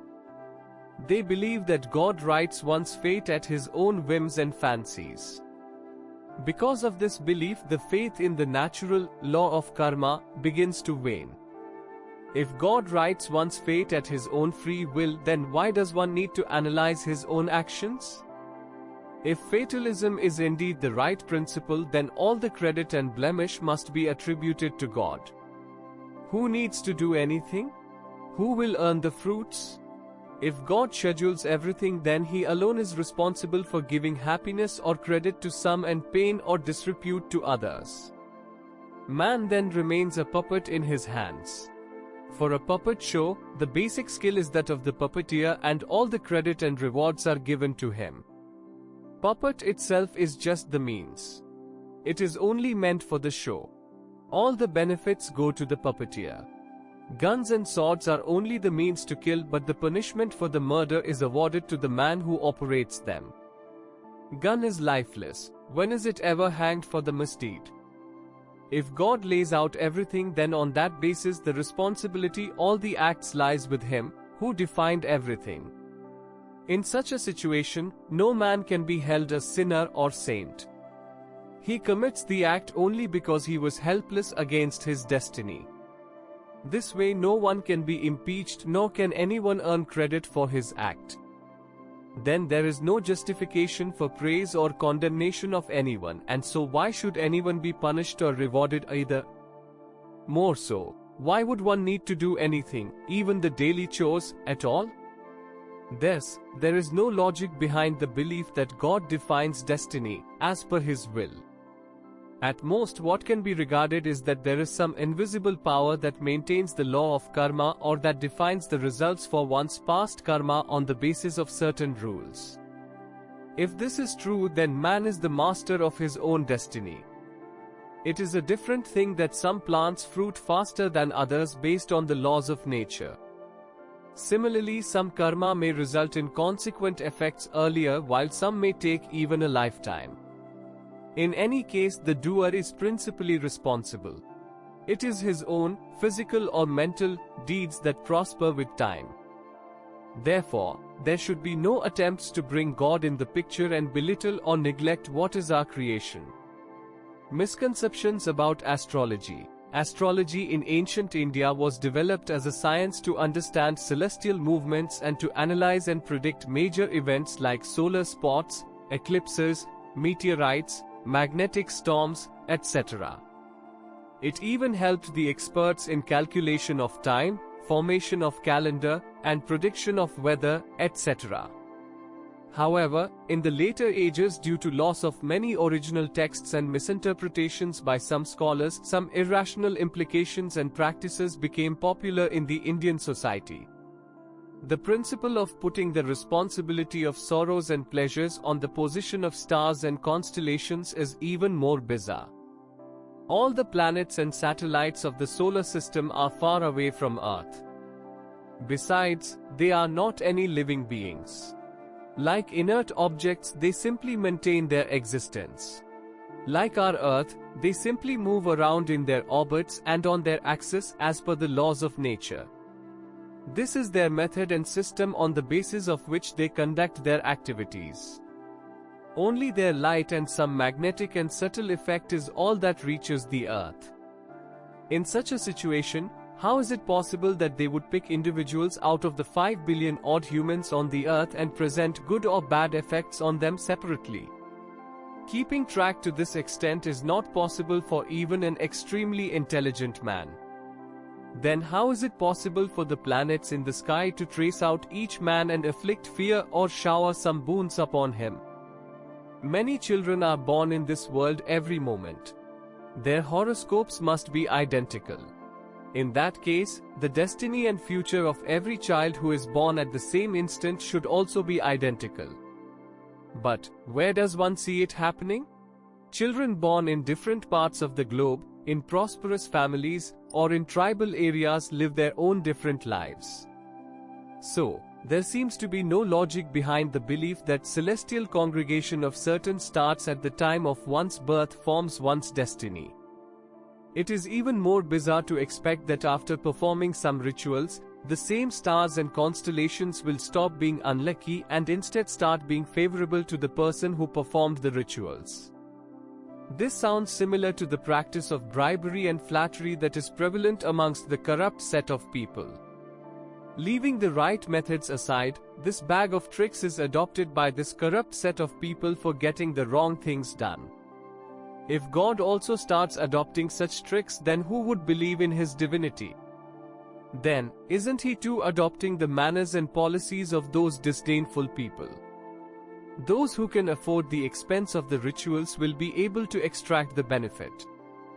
Those who are poor and incapable will not be able to perform the rituals and will continue to suffer the wrath of the stars. In this situation, instead of considering God as proponent of justice, he would be seated in the party of corrupts. It is even more a shame on those who use these rituals as an excuse to grab money and taint the image of the very God, the praises of whose power and ability they sing. After all, God must remain just and persistent in his decisions. If he starts changing his systems and methods at the temptation of mere rituals, then who would believe in his absolute greatness? In reality, there is nothing of that kind. God, stars and constellations are all busy doing their own work. They do not have time to choose out of crores of men to torture some and shower gifts on others. Earlier there may have been people who might be believing them to be alive and imposing allegations of topsy-turvy mismanagement on them, but this is the age of science. The positions of all planets and satellites in the solar system have been nailed down. Now there should be no question of believing that the stars and constellations pick individuals and affect them arbitrarily, or that they determine the destiny and future of individuals. If stars were to affect the earth, then their influence would have been on a large part of the earth. Those living in that part of the earth would have all been affected alike. There seems to be no basis for such fantasies or beliefs that the stars would have attachment with or nurture malice against specific individuals. Off and on, some boys and girls are categorized as Mangali in the Hindu families. These children have Mangal, the planet Mars, in one of the brackets of their horoscope. It is believed that spouses of these children will die early. If girl is Mangali, then she will have to become a widow, and if the boy is Mangali, then he would have to suffer the loss of his wife. So, the remedy found is to marry such Mangali boys and girls only to each other. The literal meaning of the word Mangal is welfare. So it should mean that where it resides, this star, it will only bring welfare. But what kind of Mangal is it that eliminates people wherever it resides? If it resides on husband's half of the girl's horoscope, it seems to be eliminating her husband, and if it resides on the wife's half of the boy's horoscope, then it seems to eliminate his wife. What can be the reason behind this? Even after deep inspection, there doesn't seem to be any rational basis or reason for this. Even a snake would not bite unless it is provoked. Then it is beyond comprehension why Mangal would bring misfortune without any provocation. Many competent boys and girls are deprived of a good partner because of this conviction of their parents or grandparents. Mangali girls fail to find a Mangali boy and vice versa. Years go by in the search for such a match, and having crossed the marriageable age, many have to remain bachelors all their life. Absurd delusions regarding the effects of stars and constellations are reason behind this misery. Mangal, Mars, is so far away from Earth. How can it rush over to the Earth to become a hindrance in someone's marriage? What can this be called except misplaced notions and fantasies?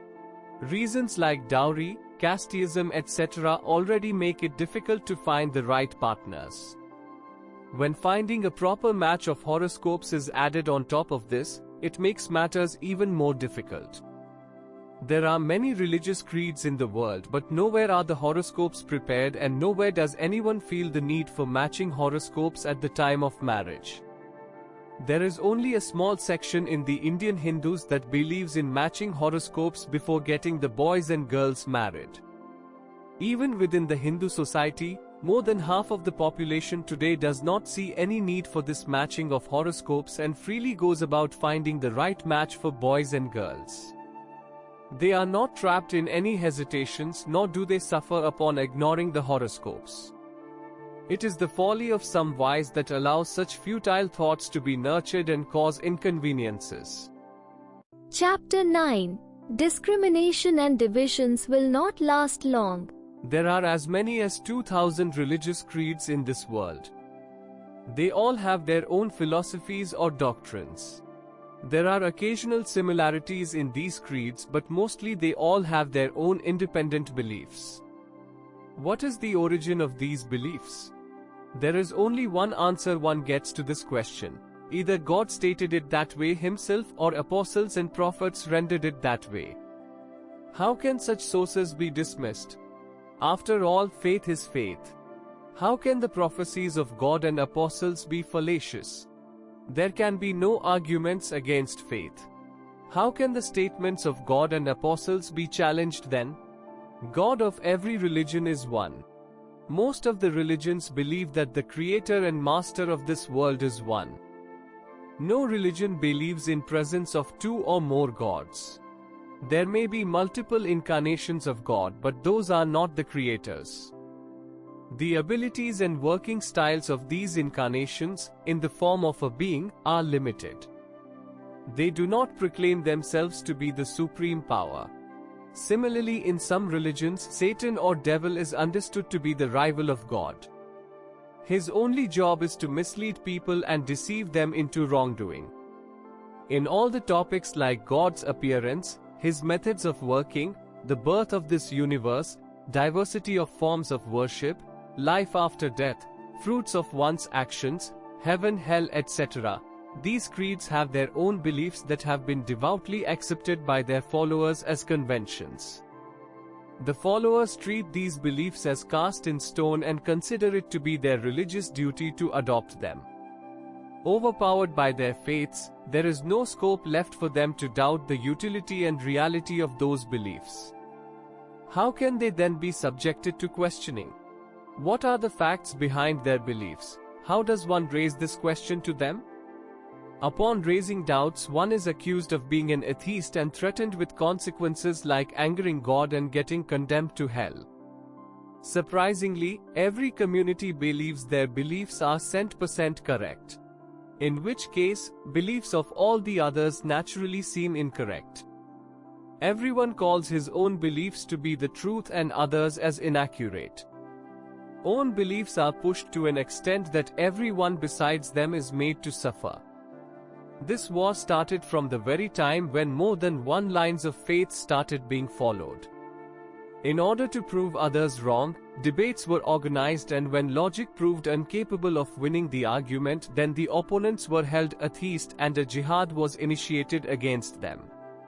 In the medieval times, there were many such wars, and their reduced, smaller versions keep appearing in the form of riots even now. When every one of the 2,000 religious creeds adopts its own beliefs, then for any rational person it is a complex riddle to identify which out of those is right and which is wrong. It is not even possible that every believer submit his interpretation for review to an independent authority, which would then put a stamp of approval on those beliefs that are realistic. If rebuttal of other beliefs causes discomfort to the followers of that belief, then everyone must adopt silence on those topics. Another possibility is that together, by assigning greater importance to useful subjects, a collection of thoughts be put together as a world religion. If both of these options are not acceptable, then the only option left is to let everyone follow his own beliefs, but no one must force his beliefs on others. While this will not help nail down the truth, it will surely assist in maintaining peace. This requires building a psyche similar to one that exists in a family where people are free to wear different types of clothes and eat different types of food. This is the approach of tolerance and wisdom. Raising differences, which cannot be resolved in presence of individual biases, is meaningless. It is best to avoid a meaningless debate that wastes time, consumes thoughts and reduces camaraderie.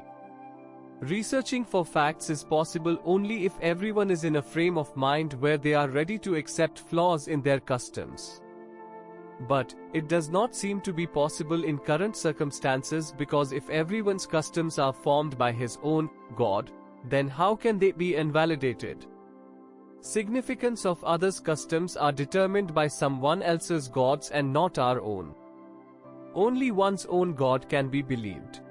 If every god was to be believed, then how could one harmonize conflicting definitions?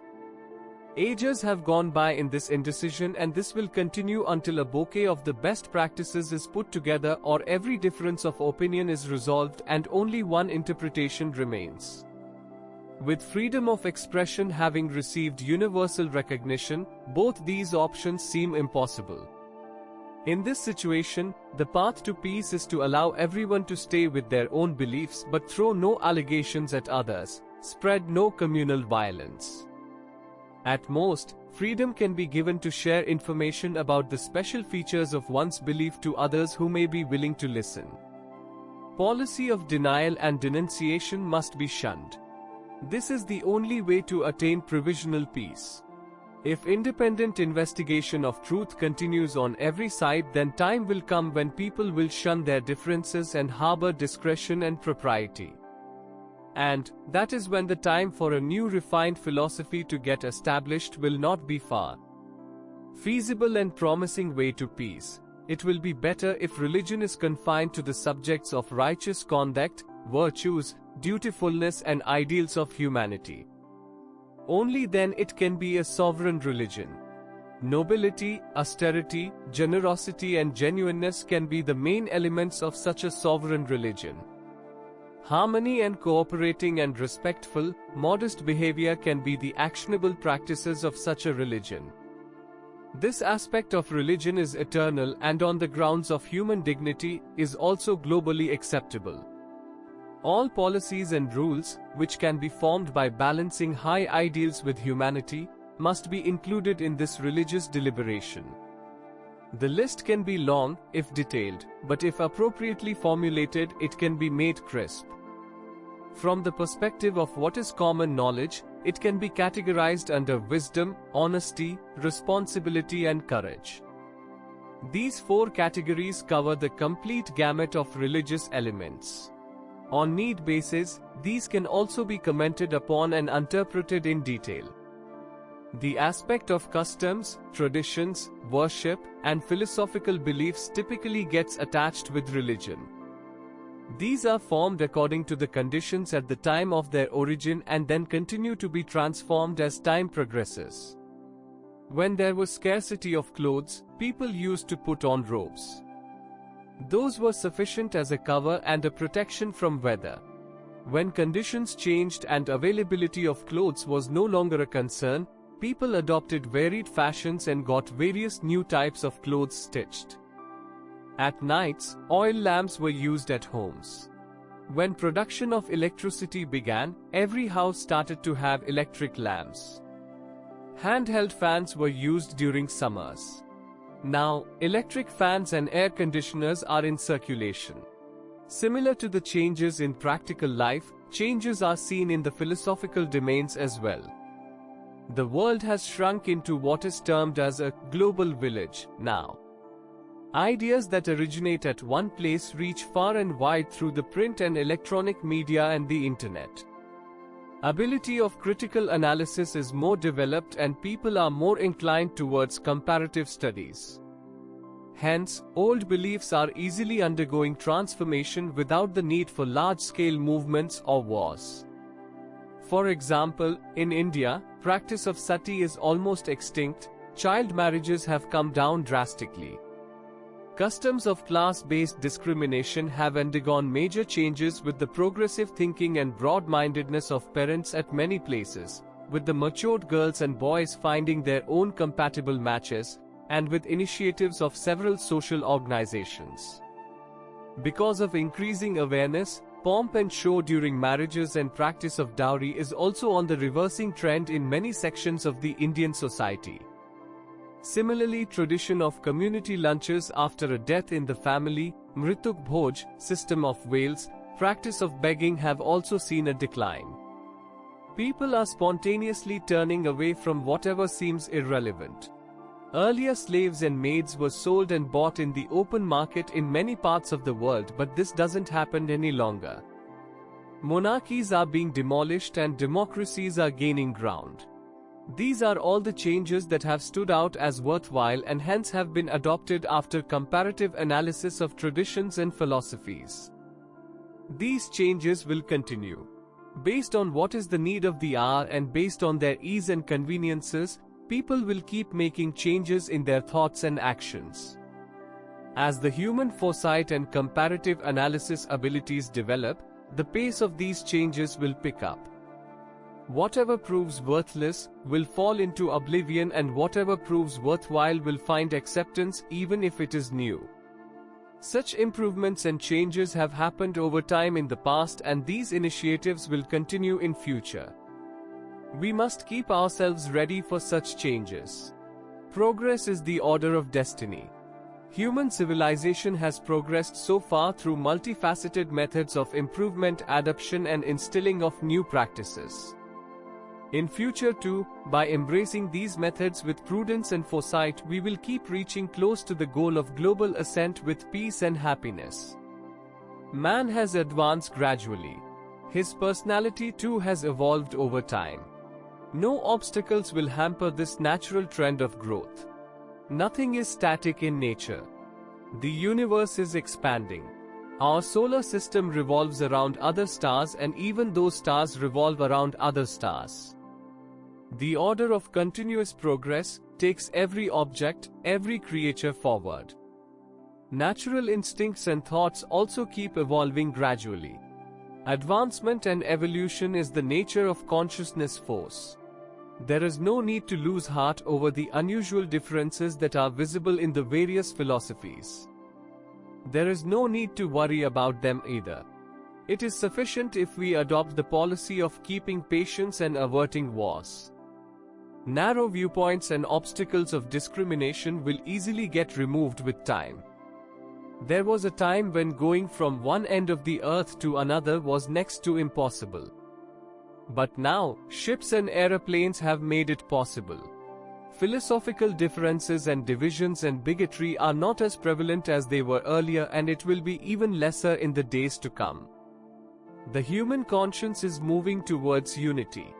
As the human foolishness declines, the thoughts of unity and equality will prevail and the way will be found. Chapter 10. This much, the wise must understand. If universe is studied from scientific perspective, then the whole universe can be seen as pervaded with heat, light and sound waves, or more precisely with electromagnetic and subtler energy waves. There are atomic storms everywhere. There is repulsion and attraction between various substances. The universe looks as if a magician is running a show in a magical city. This indeed is the real picture of the universe, where there is gigantic storm stirring inside whatever seems stationary from outside.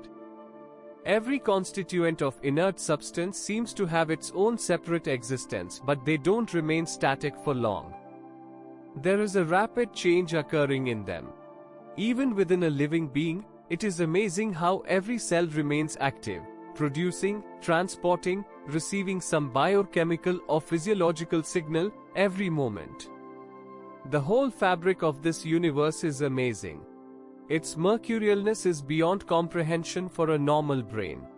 Universe seems stationary to an untrained mind, but that is a pure delusion. If life is visualized under this mercurialness, then we reach close to the reality. The penetration of ovum by the sperm yields a fertilized cell that slowly transforms into an embryo, which then develops into a fetus in the uterus and eventually gets born as a child. The child goes from infancy to childhood to adolescence and then on to youth. Youth culminates into old age. Body becomes weak and fragile, and eventually death takes over the body. The visible becomes invisible and starts searching for an avenue for new birth. Then follows the same sequence, the same state and the same destiny. We cruise along in this circle of change. The time that is gone never returns. The journey from life to death is incessant. But it is surprising that man believes himself to be permanently the same. He fails to notice the changes and the disintegration and remains entangled in his present. He doesn't even think of his eventuality. The fallout of this delusion comes out when it is already too late and there is no option left except repentance.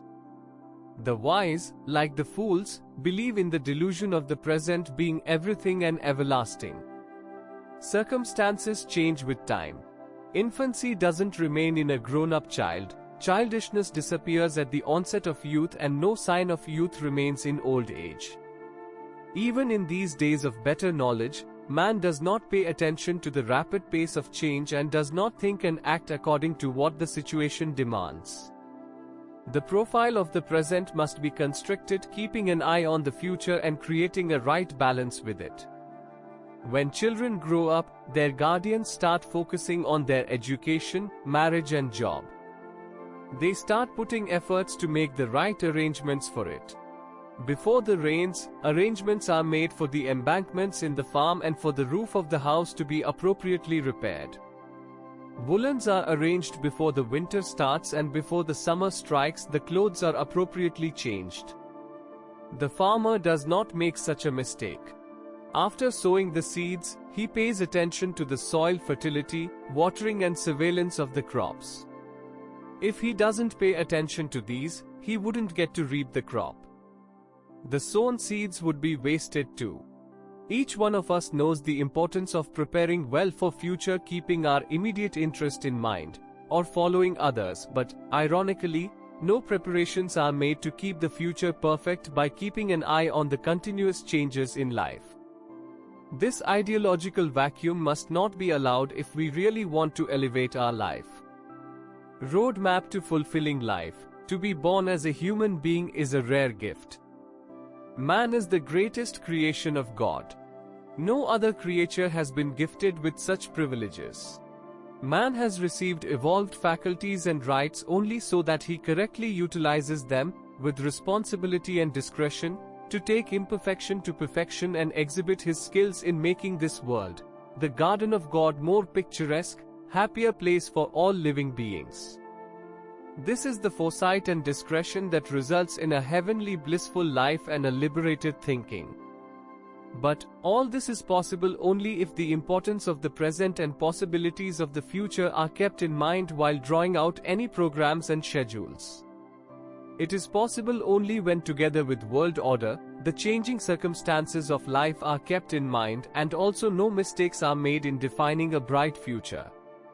Hindu philosophers have defined the 4 stages of life with the intention that each of these 4 turns, doors or crossroads provides a specific direction and inspiration to advance the journey of the soul from imperfection to perfection. In the childhood, keeping in mind the needs of the youth, the need is to remain obsessed with keeping the body healthy and training and developing the mind through education and nurturing of skills and talents. Those who keep this focus during this first stage, called Brahmacharya Ashram, clearly their youth will be competent and orderly. Those who in their youth bear their responsibilities and organize their finances to last them till their final days have truly exercised prudence in their lives. This stage, Grahastha Ashram, of life is the phase to practice self-discipline and expand and make creative use the physical and mental potentials. Like taking interest in physical exercises and studies during the first phase, it is important, while making worldly progress and enjoying family life in the second phase, to observe abstinence and enhance physical and mental strength in the youth, otherwise the old age would be painful due to the hollowness. The old age, Vanprastha, is best utilized in returning the favor of millions of those who have provided immeasurable support during one's lifetime, by sincerely engaging oneself into tasks of social service and promotion of goodwill. In this period, the task of making the children or younger family members self-dependent and cultured citizens is almost over. Hence, all the available time and potential must be dedicated to welfare of the needy. The fourth stage is dedicated to renunciation, sannyas. Moving with the times, this fourth stage must be combined with vanaprastha. Life's first half must be kept for worldly duties and progress, and the latter half must be entrusted to charitable purposes. This system of 4 stages of life is thoroughly beneficial for serving the purpose of self-development as well as uplifting of the society, and thus helps one accomplish a truly fulfilling life. But this system does not get implemented successfully. People remain rooted in their family life, grahastha, and worldly pleasures from the start of their youth till the dead end of life.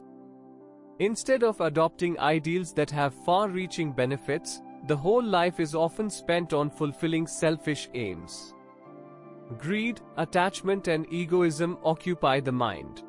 Everyone tries to bridge the gulf of ambitions and cravings, but this gulf is so deep that in spite of spending everything on it, it is impossible to bridge it.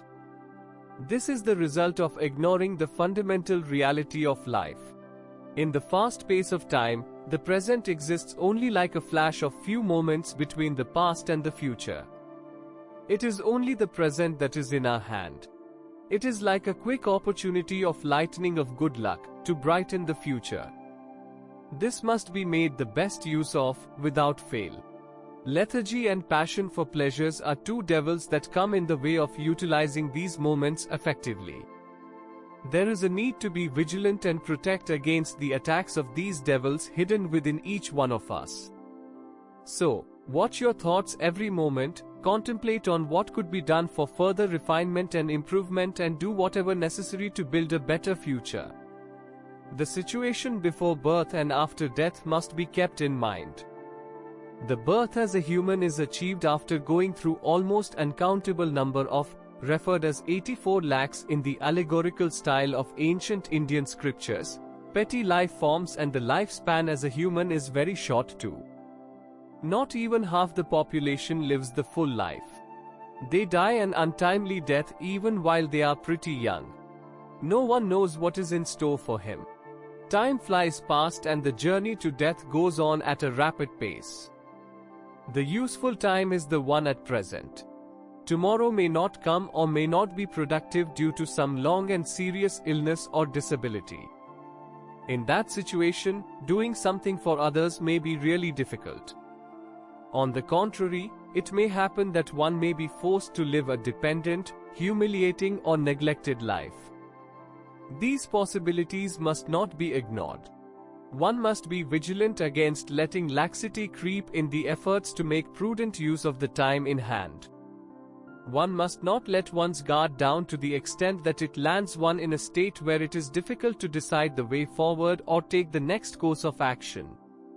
Know your real self-interests. The real interest of the self does not lie in narrow selfishness. Basic necessities are few. The body can be well maintained with the life of an ordinary citizen. Ambitions can be controlled by self-analysis and self-study in the light of the thoughts and works of elevated personalities. Desires of pleasure may be channelized in constructive activities, and life can be lived in simplicity by exercising restraint. Upon adopting this policy, substantial time can be found for charity that can provide reasons for satisfaction, respect, cooperation, glory and praise. These are the worldly benefits. Bright future in this life and beyond is also associated with benevolent activities. For an altruistic life, there is no need of vast resources.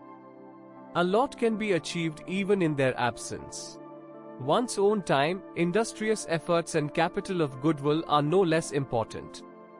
Enormous cooperation, love and content come as natural returns of these. We can lift our character through integrity, generosity, humility, gentility and service. Just this is sufficient for charity. One need not renounce the worldly life to follow high ideals. Ideals can be associated with the normal activities as well. Once our mind is convinced, Once it tastes the fruit of content achieved by selfless service, it begins to enjoy adopting moral ideals and disciplines too. It is not necessary to erect a monument to cement one's reputation. It is possible to live a life from which others can draw an inspiration for excellence. If one leaves the road to evil and treads a virtuous path, then this indirect help can make, not just that person but the whole society, grateful towards the one who provided the inspiration for it. Hearts can be won with courteous and chivalrous behavior, and in response, it evokes similar behavior from others. To initiate and promote such traditions is a creditable act which makes not just ours but also others' future bright. Gentility percolates deep down to the conscience and it gets carried well beyond this life. The future of the saintly cannot be abysmal. They will never fall into misery. The dignity of human existence is in following such learning. It is not necessary to perform major sacramental rituals to attain excellence. Living a life of gentility is a practice that is easy and accessible for everyone. Amongst all follies, the biggest one is that one forgets the existence of the soul, that one forgets what is in one's true interest and what is not, that one expends oneself over petty ambitions and cravings, that one fails to understand the importance and purpose of life, and that, forgetting the eventual death and believing the comfortable existence of today to be perennial, one wastes time on childish, short-sighted acts that are at best for entertainment and killing time. It will be better if, before it is too late, one understands the situation and takes initiatives that lead to a splendid future. Everything here is in flux. Only virtuous mentality consonant with the conscience is invariable.